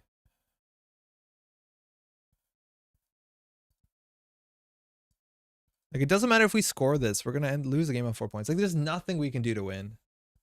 Like, we just can't go fast enough. We don't have enough money to go fast enough. 6 copies of Fear the Masses and APOC is 15 influence. Yeah, but they have an MK Ultra already. So, doesn't look like it.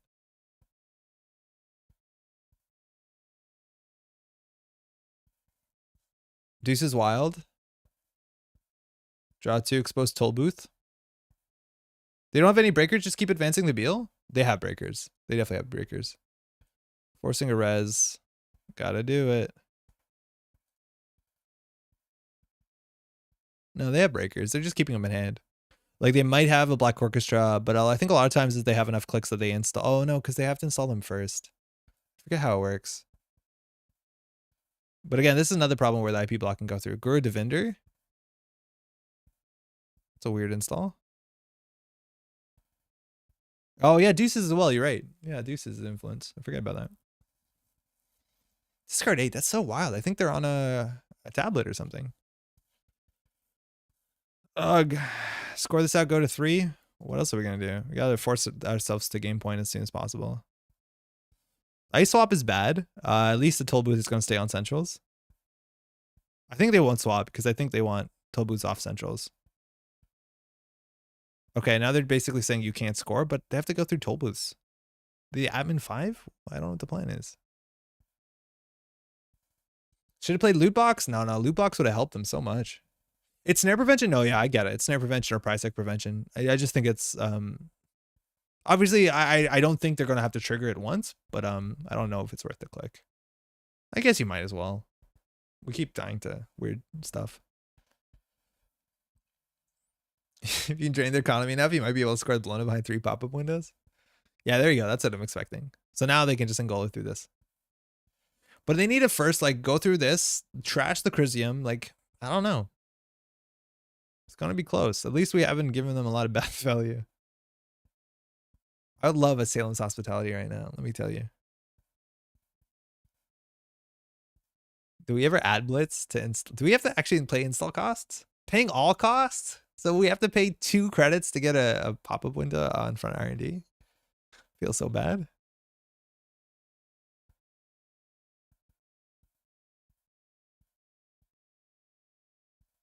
We got nothing. Yeah, I don't know. Like, we just don't have no plays. We have no money. We can't do anything. Ah, Beth got him a credit. Damn. 5 clicks left. Just end it. Best thing, oh, they're going for it. Best thing they're going is that we have a Bologna in hand, I guess. We have to res the Critium.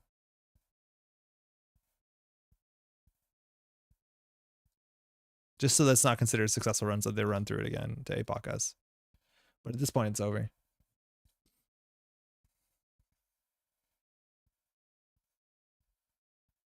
We have like real agendas, right? Like we have proper 4-2s. Oh, just the off-world office. Okay. Tomorrow's headline's Q2 if they find it, but at some point now they're going back and we're going to APOC. There's just like nothing we can do. Man, I don't like APOC. Their money is going to be a bit scuffed. So's ours though. I just don't think we're going to have another turn, right? Like they're going to go through this toll booth. Encore, encore, encore. It doesn't matter they have no money. They just need a Stargate. That's it. Or not Stargate, a conduit, excuse me. Not Stargate. So the Apocalypse, they'll be down on 2 credits. So they can, yeah, it'll be a bit ugly. But they won't have the full value, I don't think, unless they have a creative commission last click. But they want to get down encore, encore, encore. They might have issues with Bologna. Yeah, that's true. They might have issues with Bologna. But if they can do conduit and equivocation, like there's just nothing, there's no counterplay to this. Man, I don't like this. There's nothing we can do. Well, I think we just have to play a more robust deck that has economy that we can force on the table. Peace in our time? Oh, that's so cool. So they yeah, there we go. They flip a whole turn now, but they can't run. They get Bologna for the win? No, they'll be fine. We're not going to win. They have 8 more clicks with conduit equivocation. Like they're going to see most of our deck, if not all our deck. The thing is they can only steal 1 Bologna, but like they're going to win on everything else. I'm just going to hit auto pass priority so we can do something else. Hold on. Yeah, 1 more Bologna. So they can steal the Bologna. I'm just going to hit that. And then we can just talk. Anar would be better without APOC? Yeah, to some extent, right? Oh, what? Sorry. To some extent, yes. Like the APOC is really good because it's one of the best answers to like horizontal decks, which can be poisonous. Spin dock before they trash? Oh, yeah. I totally forgot about that. I checked out, but yeah, we should have spin docked for sure. Yeah, 100% mistake. There's no reason not to do that. We would just put more cards into R&D. It's a huge mistake. I'm surprised they didn't ask, but that's on us. Obviously a pretty bad mistake, but I don't think it's going to have a big difference. So they found the 1 Bologna. Yeah, so the issue is that like it's a really good thing against horizontal decks, and it does punish people for playing no ice and just going wide. The issue is that it's playable against everything, right? Like there's no, with the amount of these cards they have out of the ashes, like it's not like border controls and Chrisms will work on R&D. It's you just need to go fast enough. And like for that, you need just good economy. When does APOC rotate? In like another year, like 2023. They have a whole turn. Yeah, because now we're losing Order and Chaos. And then it'll be Data and Destiny later. At our limit, 1 per deck? I don't even know. I don't like the 1 for decks. I don't think 1 per deck is a nice... Like 1 per deck, like it stops you from all the decks obviously that draw through their whole deck and can play multiple ones, but like it doesn't remove itself from the game. So there's ways to abuse that anyways. I don't know. Hey, Juan from South Africa. Found your channel recently, enjoying your Netrunner content. Hey, cheers. That's very kind. How's your Netrunner? You just got into it or you've been playing for a while? Welcome. The issue is that it's playable against everything. Yes, exactly. Yeah. It's very, very playable. Found a deck on Netrunner that has some Apo hate and Jinteki. What'd you find? Yeah, a lot of people are attacking for it. Like this deck had specifically what's it called? Guru Devinder, so we couldn't net damage out from hand. Like at this point, I'd rather concede and walk away. I don't know. Going wide's a legit strategy that just gets hosed by that 1 card. Yes. But like I don't think anybody wants, and we saw this in Mombad, nobody likes it where going wide is the winning strategy. Like the best strategy. APOC also feels punishing against Glaciers all at once. They've drawn their tools and it's just gone through the deck. That's all it's gone. Yeah. They have only 1 click left. Have they done their last turn? Man, I wonder if Spin Doctor Shuffle actually mattered. I think they have another turn after this, right? Like, I don't think this is it. Yeah, 5 influence. That's the one thing that I'll definitely die on this hill. The fact that this is a 3 influence card is ridiculous. Like, straight nonsense. I think I've seen this R&D access in my dreams. Cool thing is we don't have to purge. No, we do. It's our turn.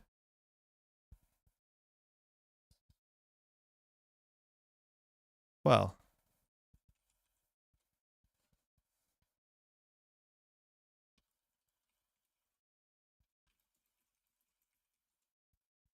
Ad blitz? No, ad blitz is nothing. Wait, actually, is ad blitz perfect? Hold on. So we obviously have to ice up R&D. The issue is like we have no end the runs. Like we need to probably just purge, but that doesn't do anything because they just dig deeper with these two. So we have to put an ice here. The issue is that like we have almost no ice that actually ends the run. So this on the table, and as soon as they click for credit, we res it. Because that means we can forward this on R&D. We HQ's fine. Pop-up ends the run. Yeah, but they can click for credit and go through pop-up window. So I think we put this on HQ. No, I think we do another one. I think that's the best we have. So we are going to set up the ad blitz. Oh, do we just hard hitting news? Wait, what am I thinking? Do we just hard hitting news here? Yeah, we probably do. Well, hold on. Yeah, the pop-up drains them. It does, but they could click for 2 and run. I think we hit the hard hitting news. Do we have a boom? No. Oh, well, that changes things actually. Yeah, that might have been wrong. So as soon as they click for credit, we'll tiered subscription. Oh, now we can't. Hold on. No, now we goofed everything. Wait a second.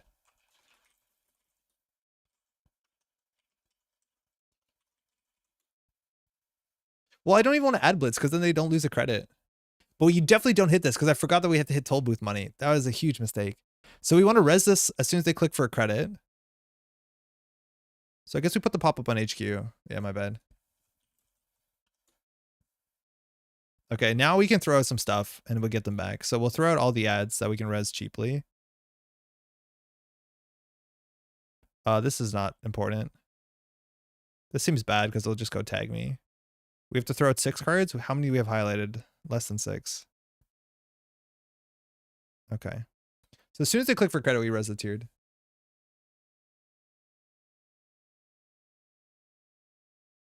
Oh, I forgot about that. That's fine.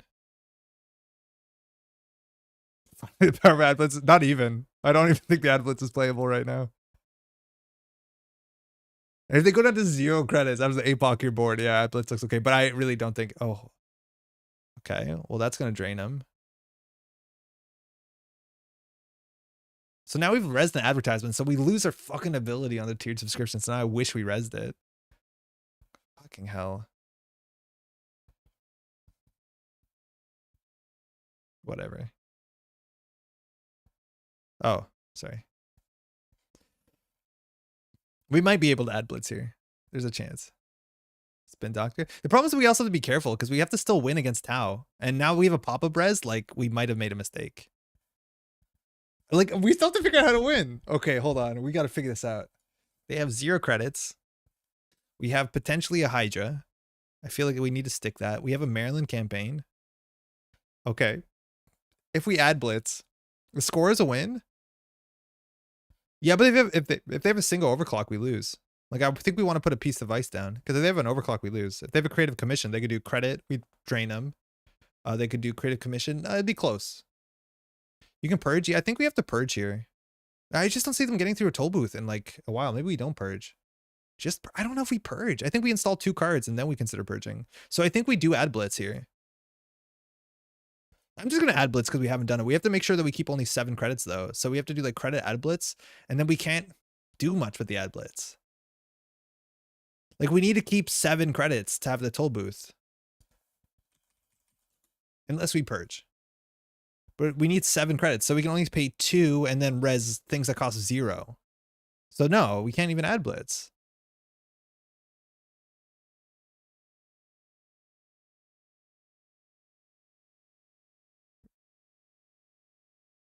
Add blitz to 3 pop-up remote. It's a liability with Tau. But that still costs us 3, 4, 5, 6 credits to put 3 pop-up windows. Like it's 6 credits and a double. Like it's ridiculous.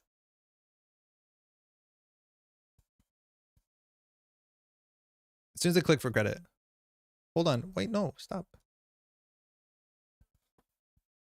Yeah, they click for 2. They figured it out. It's not because it's power not trigger again. That's true. You're actually right. Yeah, your power will not trigger. You're totally right. Like 3 pop-ups is relevant. That's very funny. But I think we're just gonna try behind the Hydra. Now I feel a bit better.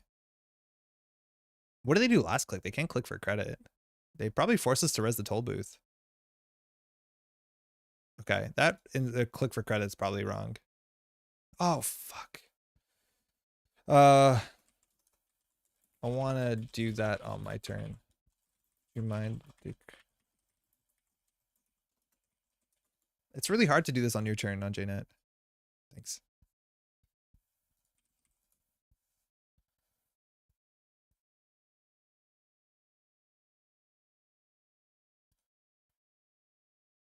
Okay, what is this? Hydra? Oh shit! Well, at least we can't res both of those. I obviously forgot, but like if we res this, they die. So that's fine.